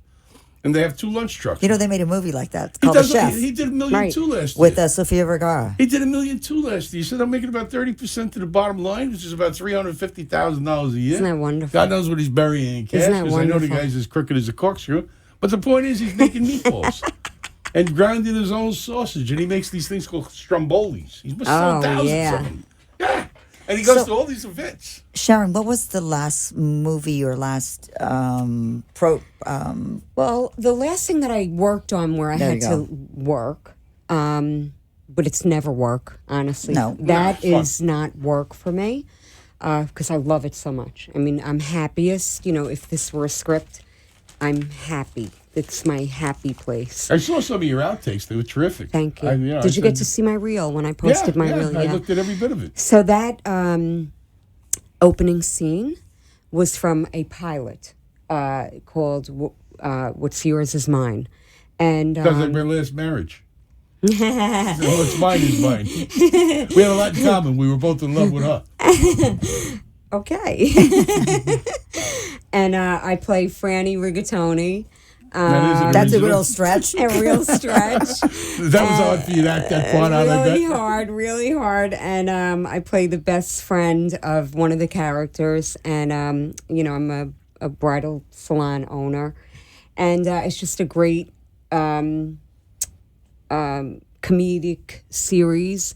But they're hoping for it to get picked up. Mm-hmm. So it's just another one of these pilots, which is just one episode that was shot that they're trying to sell to a network. Mm-hmm. It'll get there. And you're now a member of SAG? Yes, I'm a member of SAG, the union, SAG-AFTRA, proud member. Tell us a little bit about SAG. Guild, if anybody's out there, Ronald Reagan Screen used to be the Actors president. Guild, and so many others, Walter Pigeon.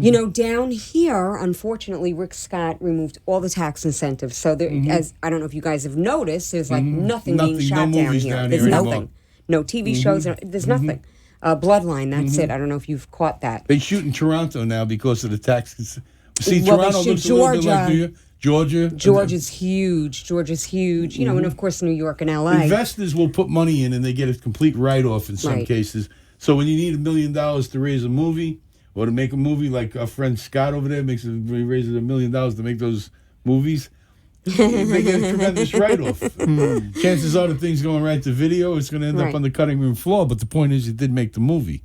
Right. When you take that incentive, nobody wants to shoot here. Nobody wants to shoot here. Why should I go to Florida? It's the right to work state. You can get away from using union. But any film over $500,000, you have to hire SAG actors. You can't break that. Right. All right? That's the truth. That's the truth. But that's to protect you, right? Right. But if you're not working, you still have to pay your dues, and it gets quite expensive. I still have to pay my dues. It was expensive to join, but I just feel as an actor, and I take it very seriously. I don't do it as a hobby. So I just... This is your full-time... Well, no, I mean, I have a job. She needs a job because I gotta eat. I hear you. There's nothing down here. So at one point, I was able to do it full-time. Okay. I was a stand-in for Sissy Spacek on Bloodline. Nice. Which was really nice. But being a stand-in is behind the you're in front of the camera, but you're never seen. Right. You're basically shot from behind. And a fine example of that was a movie called Saratoga with Clark Gable in 1937, where what's her name died just toward the end of the movie, Jean Harlow, and they shot the last 20 minutes using a stand-in because she was dead. She was only 27 when she died. She was Marilyn Monroe before Marilyn Monroe. Right. And she died because she was a Christian Scientist and they didn't give her a blood transfusion. That's exactly what happened. I didn't know that. That's and so Saratoga was the last movie she made. And Gable shot it staring at a different face. Wow. Another one was I didn't know that. Ed Wood, the director, Ed Wood. Bela Lugosi died in the middle of a movie. Mr. Dracula. So what they did is he hired his dentist. Oh, and that's why the guy goes like this in the movie with the thing around his face. No way. And that's the scariest part. As a kid, what's the cape around his face? He never did that in any Dracula movies. Wow. It was at the end. Ed Wood was horrible. They made a movie. Johnny Depp played him. Yeah. They'd shoot a film in like 4 hours. They always had to run. They pulled no permits. That's true. So he hired his dentist. He was looking at him. He was depressed. Lugosi died. And he looked at him and he said, "How funny! You know who you look like?" He went like this in the movie. But that's really a true story. That's funny. Yeah, I didn't know that. And that's why he pulled the thing over his face because it wasn't him anymore. I mean, you could look and you say to yourself, "Wait a minute, what happened?" Even as a little kid, I used to look at Three Stooges and then I met them all, and I noticed that Curly didn't look like Curly Joe, and they were all old. They all had bags under their eyes. They were like 80. You came back because TV brought them back. Right. These guys were born in like 1880. All right, slapping each other around. Mo looked like they looked mean. They weren't funny. They were scary. I mean, it's like going to the circus and looking at the clowns. I hate clowns. I still run. So, Sharon, how do you feel about your audition today?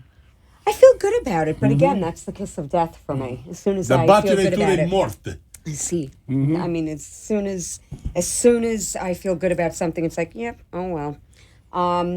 But I think that the role, I could talk about this for hours and days and whatnot. I think the role is probably too big for a show like that to give a role like that to me. I don't have enough experience under my belt for them to give that role to me. I'll tell you something. You never know. Exactly. I was thinking the same thing. Right? You never know where you're going. You don't know who's watching. You don't know who's listening. And I can give you a fine example of that just in radio is Larry King. Larry King was partners with Neil Rogers, the greatest in my book. And what happened was Larry King had a heart attack. He was a degenerate gambler. He lived over here in Miami. He was at the track every day. He would bet $100 with the teller. Go, I left my money downstairs. And then he'd go to another time. He'd bet all different horses, hoping he'd win. He stiffed everybody. What happened, he's had a couple of heart attacks, and then Ted Turner happened to hear him on the radio as he was driving through at a news station. And when he went on TV, he said, I'm not going to Atlanta. I'm staying right here. I'm going to die here. They said, no problem. I'll put the cameras in your apartment. And he would come out in the morning at 6 o'clock in the morning with a big tall cup of coffee, and his hair was messed. This is a fact. This is 1980. And he'd go, okay, I'll be back in 2 minutes. Let me go wash my face. And then he'd come back, his head be waxed back. He still did the show in his bathrobe. Because he didn't care. He did not care. And when you don't care, right, you have a different attitude about it. That's like in The Sopranos. They had auditions, lose. People waited online for hours. Nobody didn't pick anybody. A handful of people. The one person they did pick was a larger woman who played Johnny Sack's wife. All right, she never acted before. Another good friend of mine, Catherine. She was in The Sopranos, played Artie Buchol's wife. She auditioned. She was a mother of 3 kids, had no job, no money, nothing. Went down and auditioned for The Bronx Tale, Catherine Narducci, and she got the part. And it made her a star. You just never know what they're looking for. She had no money, but she played Robert De Niro's wife. She never acted before, and they chose her for the part, and she went on to star in The Sopranos. That's right. And she's a terrific girl. So you know what she's like? She's like us. Regular. I mean, they all regular. Are. Vinny Pastore, I hired him. Tommy Kozlowski hired him for our cartoon, The Cannolis. Okay, he plays Dominic Cannoli. Okay, that's why it's called The Cannolis. Frank Vincent. Okay, Joe Pesci's partner. They were like the Abbott and Costello for years in the Catskills. They're both musicians. from Boston, Joe. What's his name? Frank Vincent. But I used to bring him to Dennis's restaurant. You know, they're friends of mine. They're on all the covers of Mob Candy magazine. You know, they're friends. And when you get hired, this is what you don't know. Somebody come along and say, we're going to give you $100,000. And you say, well, 12 episodes, $100,000. What you don't know is you shot all your scenes in a week and a half. Right. Because they shoot out of content. That's why nobody knows how it's going to end. Because you might be in episode 1, we shoot episode 1, 2 hours later we shoot episode 6, episode 4, it's shot out of sequence. You're playing a scene. And that's what a director does. He gives you the feeling of the scene. And I went to Silver Cup Bakeries in New York, in Long Island City. That's where they shot The Sopranos. It used to be a big bakery. It was one of the biggest breads. It was as big as Wonder Bread. And they turned it in. So you look and you see the house there, the office for the psychiatrist. Crazy? And all the cameras are up there, and they just move from set to set. Yeah. And you'll see for the pork store, and you'll see all the shots being taken, sometimes simultaneously, because you're not in the scene, but we can shoot that one over there. Right. And they shot the series, they shot it in 3 weeks. Unbelievable. Yeah. Isn't it great? You know, the big guys who got the big money, of course, Gandolfini, Jimmy was a great guy. He got the big money. A lot of them, you know, Edie Falco got the big money. It was her big break. Right. Gandolfini, he was a character actor. Did you know Michael Rispoli? Yeah. Because I played his ex-wife in a movie that was shot down here. Yeah, okay. Not for human consumption. So I had a really nice role in that. He's really making a way for himself now. He's starting to get the recognition he deserves. He played he's so good. He played Jackie Aprile. I know. Yeah, he did it well, but he made another movie. It was called something with an apartment where he married the Irish girl. Oh, yeah, it was so good. Was that great, that movie? So but they were all in it. I mean, you know, Vinny Pastore used to own a bar. Vinny played Big Pussy Pompancero. Now, Vinny owned a bar upstate New York. It was called, what the hell was that? It'll come to me in a minute. Okay, but he never been in a movie before. Somebody kept doing it, his friend. I forget who it was, another star. He said, you got to be in. His first scene, he's pushing the cart of all the hot furs and Goodfellas. He got a call. Okay, another good friend of mine, okay, who was in your cigar bar a couple of weeks ago over there. Okay, Armand DeSanti. And he played Angelo Ruggiero in the movie Gotti, which Armand did, I think, a tremendous job in. He should have won an Emmy for it. He didn't. But that was his first part, and he had a huge part there. And it springboarded him right to where he is today, or where he was. You know, you can look at just the people in, The Sopranos. Tony Lip. Tony Lip played the old man, the old gangster, Carmine Lubitazzi. Tony Lip was the maitre d' at the Copacabana for 35 years. No way. Yeah. He's in the wedding scene of Godfather 1 next to Richard Conte. All right? He was old then, and that was made 50 years ago. Tony Lip was known as Tony the Hand, and Tony Lip because they take the money and put it in his mouth underneath his lip. His real name was Embazano or something like that. All right? 'Cause I remember him as a kid. And all of a sudden he's an actor because your friends in the industry get you. Danny Aiello was a cab driver. And he happened to be Danny Aiello happened to drive Francis Ford Coppola every day to the set of The Godfather 2. His first part is the guy who comes in and says, Michael Corleone said hello. If you look, it's him strangling Michael Gazzo, the actor. Goes, right. Okay? But that was his first part. And everybody starts somewhere. Tony Curtis started in a movie with Marilyn Monroe where he was the florist. He just delivered flowers to the door. He never said one word. But it stuck in some producer's head who said, I like that kid's look. Look at Will Smith. He started as the Fresh Prince. A rap artist. Yeah, no, a rap artist in the Fresh Prince of Bel-Air. Well, he was a rap artist with DJ, whatever happened to that guy? DJ Jazzy Jeff. Where's he working, at Wendy's? Probably. Can I supersize that? There are people that didn't make it. We're not talking about them. Or one-hit wonders, that kind of thing. One-hit wonders, you're right. But at least they're in the can somewhere. We're going to go to a break. We're going to come right back. You're on with the Mixter. My lovely raccoons, Cynthia E. Ferguson is here. And Sharon Pfeiffer. We're going to come back right after this. Join us online, 888-565-1470. Take your calls. Your time, 6:20. Nick Mariani, you've done it again. Cigar Republic USA, located right on A1A and Oakland Park Boulevard. Hey, listen, slaving on a hot mic every day like I do, I look to unwind. Happy hour. 11 to 7, it's not happy hour, it's happy days. Well drinks, $5. Drop in and see JoJo behind the bar. Have yourself a ball at Cigar Republic USA, located right on Oakland Park Boulevard by the beach, next to the famous Mortorano's Cafe. You can't miss it. It's right there, right by the North Beach Shops, which is booming over there right now. New restaurants popping up everywhere. Come into the Cigar Republic USA. Now listen, there's no better gift than a box of cigars. And Nick, he's done it right. He's got everything you can think of for cigar smokers everywhere. And you don't smell the smoke when you're in his place. That's the phenomenal thing about it. I mean, non-smokers like the place. You could go next door, chill out on the Rocky Patel Signature Lounge, which is abuts the cigar bar. Terrific place, leather couches, everything. Big screen televisions. They're all over the place. Have a ball at Cigar Republic USA. Nick Mariani's done it well again. Come in, hot barmaids like you've never seen before. Visit with the, I like to call her, my little Lima Llama. Go in and see Cindy and the rest of the crew over there. Have a steak sandwich, 8-ounce New York Prime, grilled onions, everything on it. Fantastic. Or a real Cuban sandwich. I heard Fidel Castro orders them. I don't know. It sounds good anyway. Cigar Republic USA, right on the corner of Oakland Park Boulevard and A1A in Fort Lauderdale, right by the North Beach Shops. Can't miss it. Tell them the Mixter sent you and have yourself a ball. You're listening to The Mixter and the Radio Raccoon. To call into the show, call 888-565-1470. Now, back to The Mixter and the Radio Raccoon. No doubt. 622 back on the dial, 1470 WWNN. Hope you're enjoying your ride home. Hope you're safe, coming from your miserable menial jobs.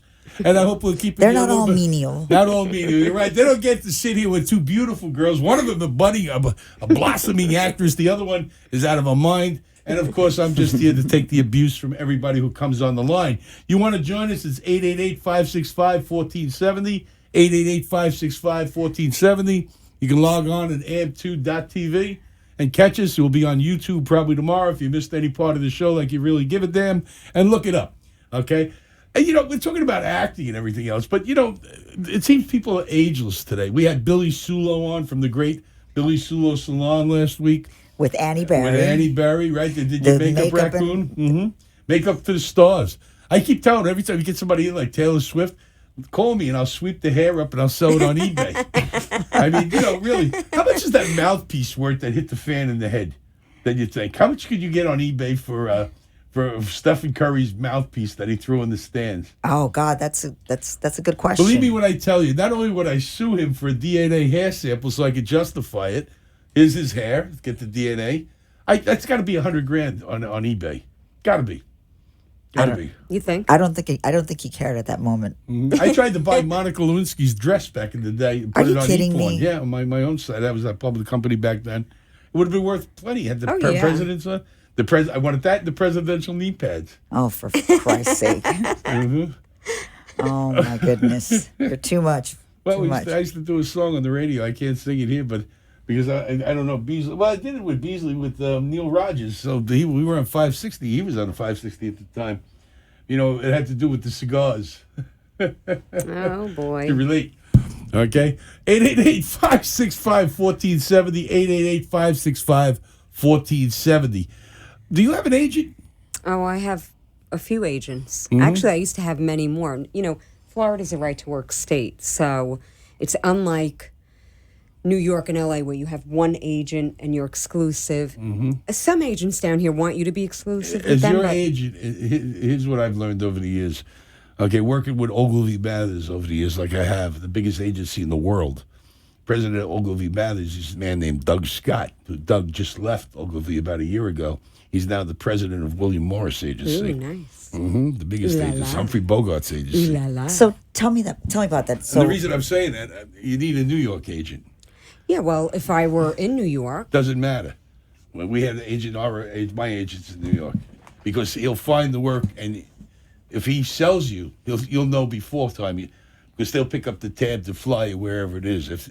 If you have a reel and you do, they know exactly what they're looking for, and he'll get you top dollar. That's what agents are supposed to do. They're not supposed to just pimp you off. They're not pimps. They're agents. Well, down here and they're supposed to go out and they're supposed to sell their How many clients. agents? So different down here. How many agents right do you now have? I have 3 agents. But at one point I had every agent there was to have, because they all have different they all offer different packages. You're right. Right, and some of them have, their own clients that they work with. So if I exclude them, I could be losing out on potential work. So then I went to, I finally decided in January, the new year, I'm going to do things differently.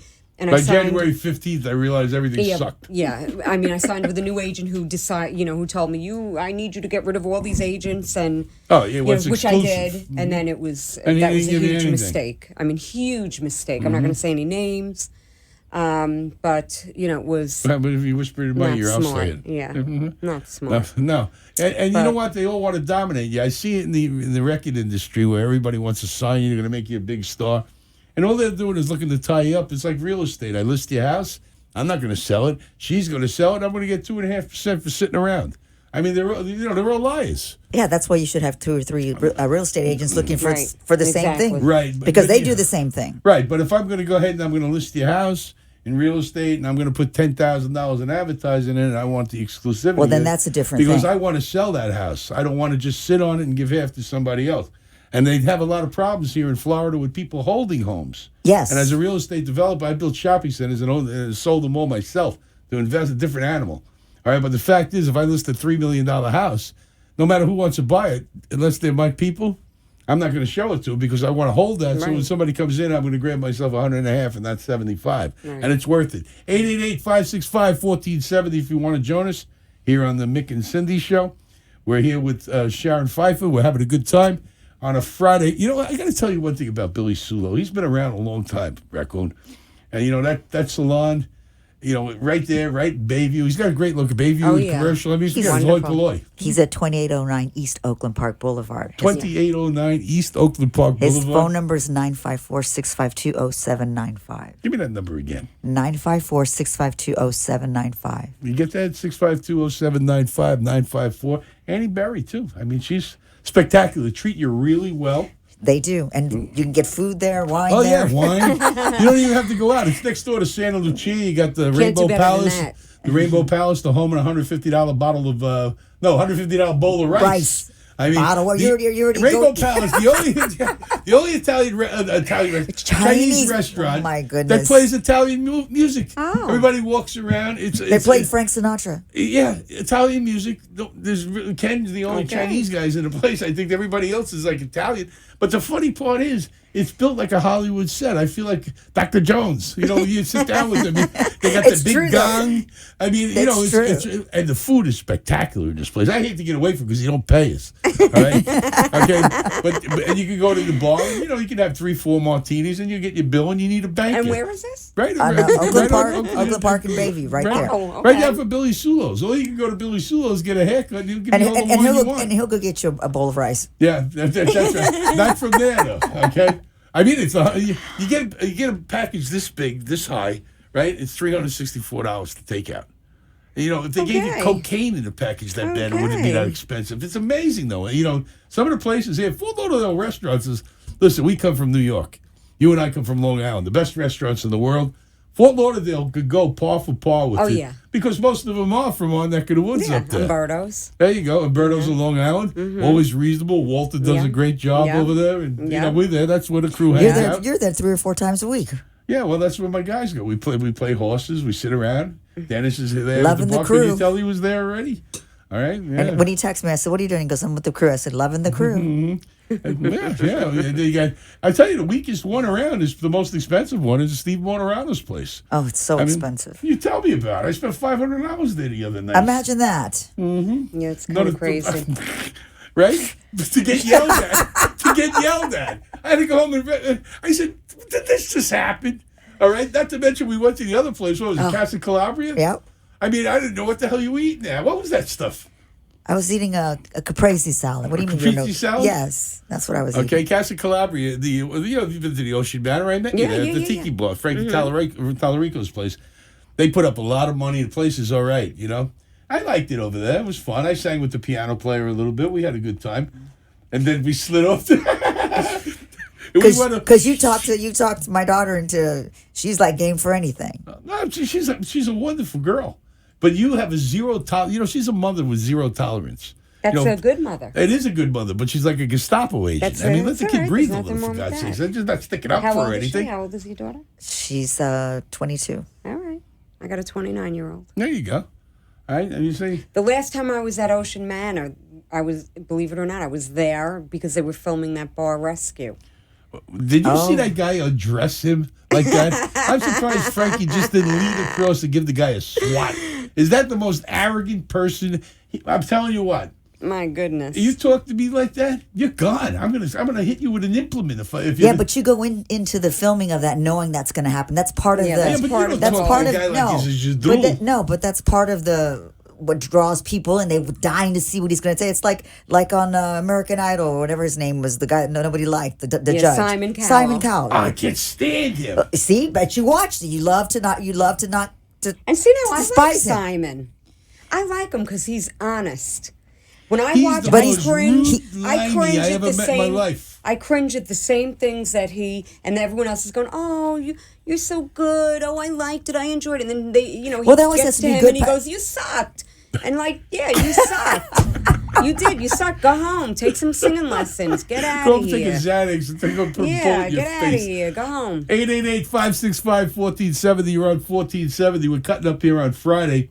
And I got to tell you, this Father's Day weekend, everybody's out. I got my gifts from my daughters. They sent them down, of course, from Tampa Bay.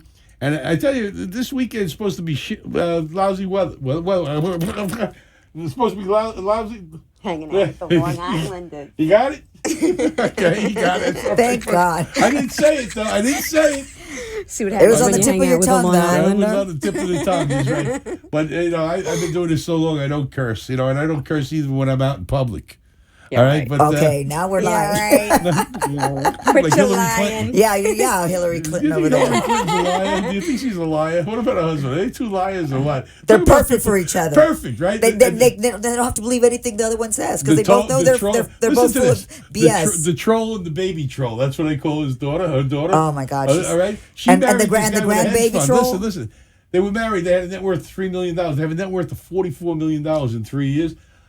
The Clintons pardoned this guy's father while he was in the can rotting over in Eglin Air Force Base for running an illicit hedge fund. They gave him a pardon before they left. Of course they probably went and said, "Listen, I got a daughter. She's not too hot looking, but do you mind taking her off my hands?" I can hear Bill Clinton with the father. "You get your son to marry my daughter, you're gonna rot here forever." All right. Notice right away they had a whirlwind romance, and now they got even a baby troll. Ugh. All right. Do you ever see his face? He's like this. He's so miserable. He's like, well, look who he's got to wake up to every day. Howdy doody. I always thought that Chelsea Clinton looked like a Cabbage Patch doll. Oh my God. Remember the Cabbage Patch doll? A troll. Remember those little trolls with the hair? Hanging from the mirror. That's cuter than the Cabbage Patch doll. Come on. That's an insult to the to the troll, I think. I'd rather castrate myself with a cocktail fork than sleep with her. Worse, a mother. Where does she get her clothes? The only person I know in the world who dresses like her is that guy Omar, Kim Jong-un. the carpet maker. No, Kim Jong-un. They wear the same wardrobe. the guy from Korea. The North Dennis Rodman's Korean best dude. friend. Yeah, same wardrobe. I mean, where does she go? To Korea to get her clothes? I mean, this guy's unbelievable. Short arms. How does he wipe his rear end? I mean, his arms are only here. He's got people doing. He's got that alligator in the commercial. The alligator in the commercial. Listen to this, man. Right, the guy he had his uncle killed, and he killed his girlfriend. Now I can get away with that. I can understand the girlfriend, but your uncle, your mother's brother. Oh my God! He whacked them both. He's like, I mean, tell me the truth. Don't she dress like him? She does. She really does. You ever see those people clap for him over there? They clap until their hands bleed. Nobody wants to be the first one to stop because, this guy kills. I always wondered why they keep clapping for so long. That's why. Because until it says stop clapping, then it just stops like that. I mean, Dennis Rodman over there. I told Dennis. What's up with I said, him? You had to say you loved him. I was doing business with him. I said, you had to say the vodka company took off on me like they were on fire. I goes, you go like this. He goes, I was drunk. I was like, oh, yeah, you think? I love him. I mean, what's that? Oh, my goodness. What's that? Right? I mean, how do you like to go over there and take this guy off? The guy took a poster down. They gave him 15 years, right? And why are you even in North Korea? Is it on the mobile travel guide? What's the matter with Disney? Go to MGM. Go to Universal. See the shark. You got to go to North Korea? Think about that. Honey, we're going to Not on North my Korea. list. Think Not about on my list. Yeah, maybe it's on his bucket list or something. bucket list. He wish he had a bucket list right now. He said he wanted to go for a cultural experience. Well, that's 15 years in a North Korean prison sound for starters. Right? They got people in there so long, they don't even know. They call it Persia. They've been in there so long. It's terrible. Am I right or wrong? You're right. Unbelievable. 888-565-1470. 888-565-1470. Do you want to do a cigar commercial for our good friends over at Diplomat? Oh, I better do it. Diplomat Cigar here in Boca Raton. Okay, you can't miss it. It's on the. It's right here on Federal Highway, right across. It's right really Meisner Park. Nice place. Go and stop. Sees Jerry. They got all kinds of cigars. When I'm in Boca, I stop there. I like that place. You know, it's good. It's far away from me. You know, my loyalty lies on another cigar place because it's close to home. I mean, I can walk out the door and actually fall into my living room. But Diplomat Cigar right here in Boca Raton. Stop in, say hello, tell them the Mixter sent you, get yourself a Macanudo, get yourself a nice, crisp, fiery drink. They got some best cocktails around in this area anyway, and you'll have a good time. Go for a business meeting, take some friends, put something good in your mouth and a cigar too over at Diplomat Cigar. We'll be back right after this. I'm the Mixter right on the radio here with the lovely raccoon. Sharon came back fresh from an audition. Hopefully she gets the part, right? Hope you make it big because we can make a fortune sponging off her. She makes a lot of money, right? Yeah. Right? Be right back after this. You're on 1470. Come back and wrap it up. I'm the Mixter. We'll go to break. 6:37 your time. Owning your own business is one of the most rewarding things you'll ever do. But it certainly isn't easy. For nearly 50 years, business owners have been getting the help they need from SCORE, all for free. My SCORE mentor helped me take the first step. He helped me create a business plan and helped me implement it. SCORE mentors are passionate about sharing their expertise to help small businesses achieve success. I could not have done it alone. Whether you're a startup or an existing business, SCORE mentors can help you achieve your goals and help your business grow. With more than 12,000 volunteers with real-world business experience, SCORE is ready and willing to help make your dreams come true. SCORE helped me to make the unimaginable possible, all for free. Visit SCORE.org to get started today. SCORE, for the life of your business. I'm Ben Utek. I played high school, college, and pro football, helping my team win the 2006 championship. It was an amazing day, but it can't compare to the joy I feel every day with my loving wife and 3 beautiful daughters. My football career ended after I suffered my 5th concussion. Did you know that over 1 million athletes suffer a concussion each year? That includes boys and girls, every age, every type and level of sport. It isn't always clear that a player has had a concussion. So parents, athletes, and coaches need to learn about concussion signs and symptoms. The American Academy of Neurology recommends athletes thought to have a concussion be immediately removed from play and not returned until assessed by a healthcare professional trained in concussion. This isn't just about sports. It's about your brain. When in doubt, sit it out. Learn more at aan.com/concussion. That's aan.com/concussion. A message from the American Academy of Neurology. You're listening to The Mixter and the Radio Raccoon. To call into the show, call 888-565-1470. Now, back to The Mixter and the Radio Raccoon. 640 back on 1470. That's about it. Doing a great show here with Cynthia E. Ferguson and, of course, Sharon Pfeiffer. I tell you, the weekend, you know, what are we going to do this weekend, Raccoon? What are you going to be? You're going to be working a little bit on the side. You got some things you do? Yeah. Mm-hmm. You know, you should get a maid to clean your house. And I would love to have a maid come clean my house. Susie Q, cleaning service. Susie Q, my love of my life. I mean, Susie's been cleaning me, Dennis's house. She's been Johnny Meatballs, that disaster. God help that woman. Okay, yeah, but she does a great job. She comes in, she's inexpensive, just like your liquor cabinet. No. She's good. Right? But, you know, Susie Q's a dear friend, and she's been doing it our places for years. She's great if you have to move in a hurry, like at midnight. She'll be there with boxes, pack you up. All right, she comes with the wrecking crew, Benny and the Jets, and you're out of there. All right, if you want to stiff the landlord, that is. And if you have to leave in a hurry, she's the girl to call. No, all kidding aside, Susie Q, her cleaning service, I recommend it highly. She just did my place today. Looks nice and clean. I mean, pristine. And I tell you the truth, I'm so delighted. I can't wait to go home and just mess it up all over again. 954-504-2554. That's 954-504-2554. She does Johnny Meatball's house. That's a war zone.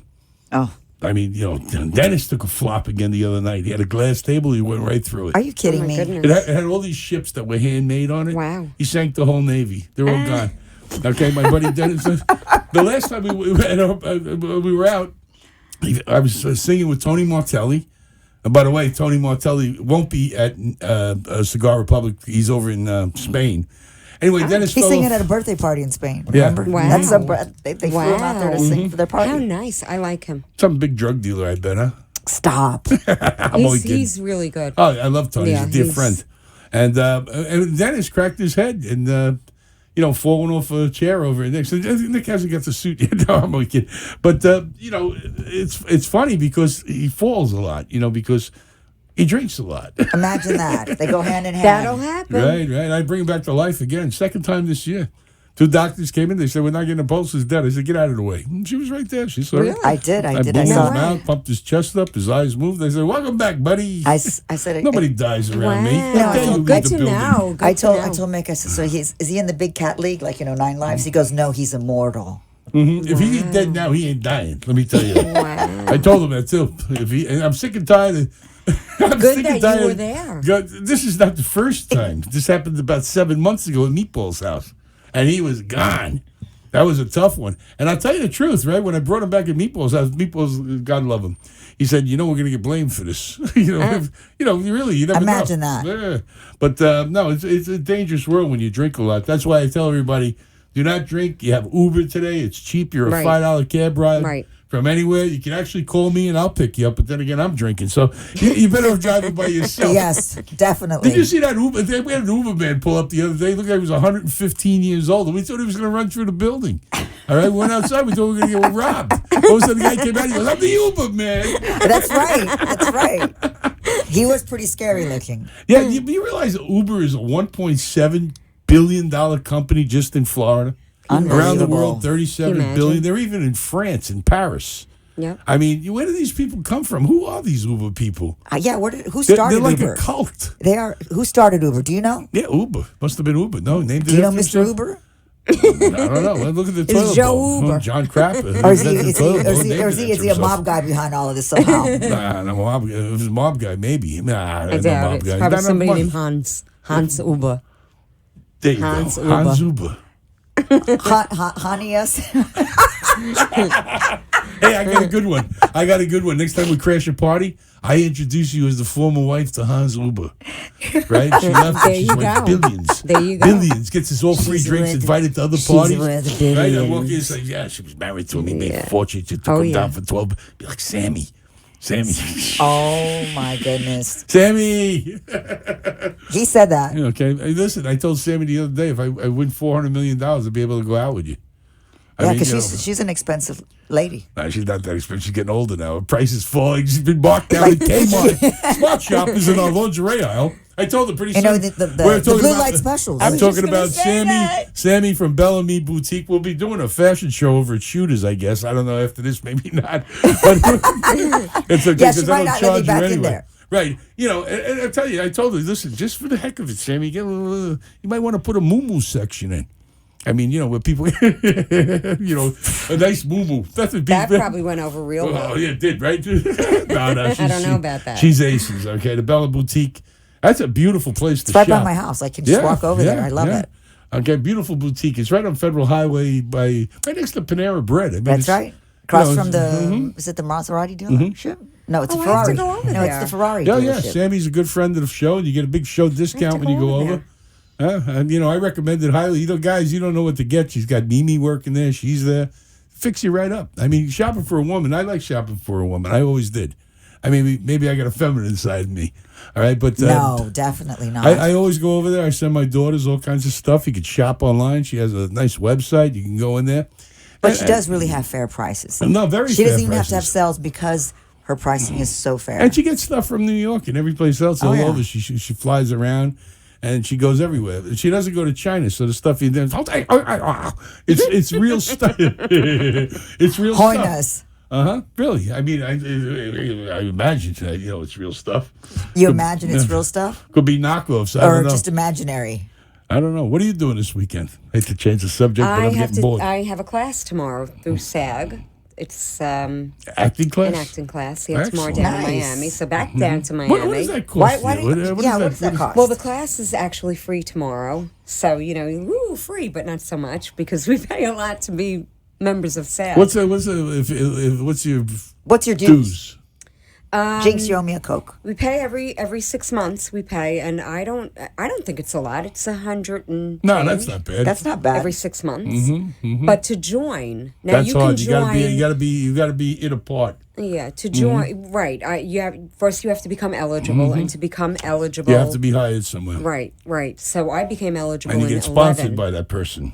Wait, I don't know if it's so much called a sponsorship, but if you get a principal role in a SAG production. What was your principal role? I actually was a principal character in a Metro PCS national commercial. Nice. So, I made quite a bit of money on that. You get paid by the hit, right? Residuals is really how you get paid. And the happiest day is when you get your first check. How was that saddest audition? day is where they dry up. It was one of those auditions where I went in. I actually had my hair from the day before on Magic City, so it was like Marilyn Monroe hair, which you were blonde at that time. Platinum blonde. I remember. And I had, still my fake eyelashes on, and basically, but I had these red boots. There you go. Red suede boots.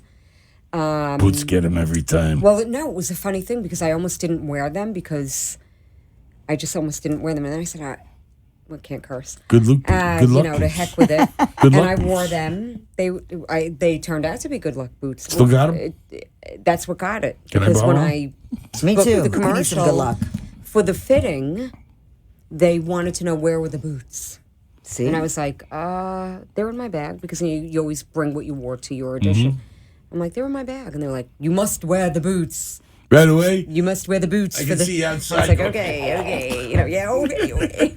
Were I'll they put them on my head if you want me to. thigh-high boots? No, they weren't. They were just cute little, not even a big heel. They were just cute little boots. So you see, you never know what they're looking for. Those boots were made for working, not walking. They were made for working. And they were, it was just one of those things. So, yeah, but I became SAG eligible in 2011, but didn't join until November of 2015. Why? The honest answer is I could never afford to join. I couldn't afford to join. And then circumstances changed, and I was able to afford what it cost. Now, I joined... I'm afraid to ask how much it costs to join. Well, if you join only... There are two different costs, believe it or not. You can join the National SAG Union, which is what I did, because I have an idea that at some point I am going to go to New York. So I joined National. That's the place where dreams are $3,000. How much? $3,000. Okay. But most people who live here in Florida just join the Florida SAG portion. Yeah, and it's $1,800. So it's a lot more affordable. I know the Screenwriters Guild is more money than that. I'm sure it is. I don't know about that, but I wrote a couple of short stories that almost got picked up, and they wanted me to join, and I said I'm not going to join. I didn't feel comfortable. I was going to raise money and actually do it myself. We've done pilots. Pilots die. There are thousands of pilots shot. Right. We did one on Mob Candy magazine, but Frankie D couldn't stop cursing, and we had Glenn Meehan as a producer. And Glenn does Little People, Big World. Oh, wow. Crackheads Gone Fishing, or whatever they call that show. Yeah. Crackheads Gone Whatever. Fishing. What is it? The Deadliest Worm? Deadliest Cats. That's a really good show, actually. Really. My goodness. It's really a good show. If you watch it. Yeah, I have watched it. They catch crab. They all got problems there. They all catch crabs. They're all wait. They go into port. The police come. They arrest half the boat. They're all wanted for something. Why else would you do that? Because you can't get a job doing something else. Is that what you're saying? Because you wanted. Yes, that's exactly what I'm saying. All right, believe me, they won't. I know be a lot missed. of people like that. The captains. I met a couple of them. They went over to the Blue Moon. Where else are you going to eat but in a Right. fish house, right? You ain't going to see them eating steak. I mean, it's crab. I mean, really, maybe they're like Truluck's. Okay, Oh, I Truluck's. just ate there Saturday night. Which one? Truluck's, the one at the Boca? Galleria. I'm familiar with that one. I was there. How was it? Do you remember who your server was? Just curious. I know a lot of friends. She had that work crazy over hair. That's all I remember. It Older was like, lady? No, young girl. It was like glued down across her forehead, and then it was. I just couldn't stop looking at her hair. Oh, that's not very nice. Yeah, it was very weird. I just, as a What was, cosmetologist. wait a minute. As a licensed how was the cosmetologist. entertainment? Was Christina singing? I don't know. Hey, what Is are there you some- doing? A Truluck commercial? I can't stand that place. Okay, forget it. We'll talk about it. We'll talk Are they about paying you? I don't know. It was late, I'm only and kidding. I don't know. But I the do food like was it. really I go good. there once in a while. I really But enjoyed it. the Capitol Grill. It's another place you walk in, they rob you blind. I mean, I used to enjoy it. Saturday, I went to Mayor's Jewels. I spent $6,000 in Mayor's Jewels. I went to the Capitol Grill. I spent almost $400. I had half a dozen drinks with my buddies. I mean, I said, come on, will you? I mean, that place is expensive. Wouldn't you say?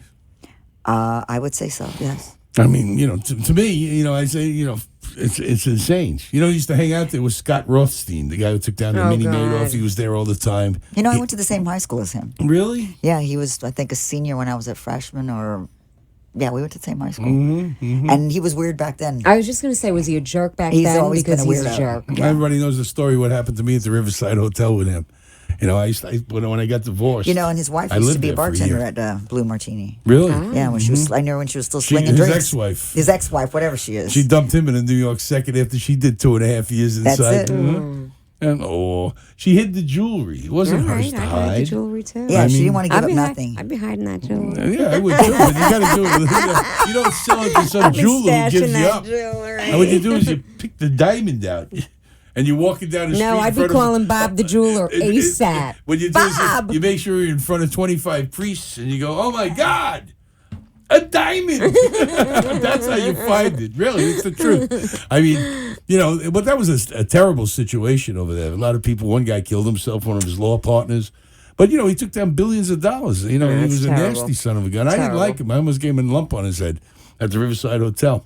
Don't take my table. All right? Especially, I went to the bathroom. I come back, my table's gone. He says, no, you sit there. Not only that, they moved my Corvette to put his Ferrari there. And that bothered me even while I was living there, for God's sakes. So one thing led to another, and we didn't talk. That was a nice place. Riverside's a beautiful place. I love it there. I love that hotel. Lived there for like 6 months. How was it? Fantastic. I lived in the penthouse next to Mrs. Wells. Nice. Yeah, Very it was nice at $9,000 a month. But I'll tell you the truth, I wasn't sure if I was going to stay in Florida. I had a deal working out in Denver and another one in Las Vegas. But Las Vegas, I would have been broke in March. If they gave me $2 million, I would have lost it by March. So. I love Vegas. Yeah, but after 4 or 5, I stayed there a week and a half with my wife. Right, we were like this when we got home. Yeah, you need a week to recuperate. 4 days is enough. I covered it. I went out with Jeff DeForest, I don't know, maybe 100 times, covering title fights and stuff. We worked for Don King or Bob Arum, both of them. And we'd broadcast from Media Row, and we'd come back to South Florida, and we had a big audience, and people would buy the fight for $59. So, we worked it to Don King and Carl, his son. So we'd go out there. But after 4 or 5 days, I mean, you liquid. Plus I'm blowing $20,000 every time I went out there. Right. You burn out after a while. Here I am getting 15, and I'm burning 20. After spending the money or losing the money or just being out there. Bothered me. I was making a lot of money in Wall Street at the time, as a fund manager. But yeah, it was rough. It's just it's hard being him. It's tough. It's tough being him. One time in the elevator, I was with my wife. She goes, "You're supposed to come to fight. You don't even know one. You're asking people on the elevator. Oh my God! Why weren't you? You couldn't pull yourself away from the table, God! Right?" So I said, I read it to Defoe. I said, "How did it turn out?" He goes, "I was going to ask you. He wasn't there either." Oh my goodness! He goes, "We'll watch the highlight film tomorrow." I get said, it. Oh my God, it was get terrible. I get it. Listen, Don Shula retired into the Ring of Fame. Came up from Calder to put him in front of the people. By the time as soon as it was over, we went back to Calder, the racetrack track next door. Talked about throw the first pitch out in the playoffs. Went back to the Calder. I mean, who cares? That's how we looked at it. Unbelievable. 888-565-1470, 888-565-1470 here on 1470 WWNN. little punchy. I haven't been sleeping well at night. I'm at a crossroads of my life here, trying to figure out which way to go. And you don't want to make bad decisions. Never make a decision when you're angry. Never go to a grocery store when you're hungry. That's what they tell you. Right? Am I right or wrong? You're absolutely right about that. Hey, you going to jump in on this, girls? You're absolutely right about that. But you seem to do them both very well. Mm-hmm. That's right. I got to think things out. Raccoon, it's not easy being you or me. She's always looking for raccoon money, this one over here. I mean, if she said raccoon money, she goes like this. And it's good. We got 2 minutes to wrap it up. What are we doing this weekend? Everybody going out? You going anywhere this weekend? Well, like I said, I have that class, and then how long is the class? We'll be going. Well, it's a 3-hour class. Okay. And I have no idea what it's about, other than it's a casting director from Disney. So they're looking for another alligator. She's gonna hate me. I am not a Disney. No, there you go. You might be surprised. They might. No, be just what you're looking for. Boobs in Disney don't happen. Huh. So yeah, she's gonna look at me and be like, "No, but big mouse ears do." Yeah, well, yes, you're right about that. But but I want to go anyway, just the same. But it'll be interesting. So the class. What about you, Mick? What are you doing this week? Yeah, what are you doing? I'm not sure yet. Okay, I'm thinking about maybe taking a jaunt. I don't know what I'm going to do. I do know what I'm not going to be doing, and I'm not going to be going to Coral Springs this weekend. That's already been made up. That's in cement. I haven't figured out yet if I'm going to hang with the crew or the donut lady. No, yeah, I'm just not into it. Well, whatever we do this Father's Day weekend, I want to wish all the dads out there a happy Father's Day, all the grandparents and everybody else. My dad, too, who's in heaven. Okay, happy Father's Day. You've got a wonderful, beautiful daughter. Yes. And you, too. I want to thank you for coming on the show. Thank you for having me. And you're going to keep us abreast of what's going on so we can bring you back in again. I love having you. I wonder if you got the part. Yeah, that's important to us, too. Absolutely. Mm-hmm. We'll be floating around. I hope you have a great, safe weekend. I want to thank Kenny on the board. Get with Weekend. I heard you. Kenny on the board, Duff Lindsay running around for putting up with us, Barbara Rancy, Jody Mybaum for being the best to me, and of course my dear friend and producer Freddie Santori on amp2.tv, because without him we wouldn't see it. Have a great weekend. We'll catch up with you later. Time 6:57. Bye. You have been listening to The Mixter and the Radio Raccoon with Mick the Mixter Bazuli and Cynthia the Raccoon Ferguson. The opinions expressed on the preceding sponsor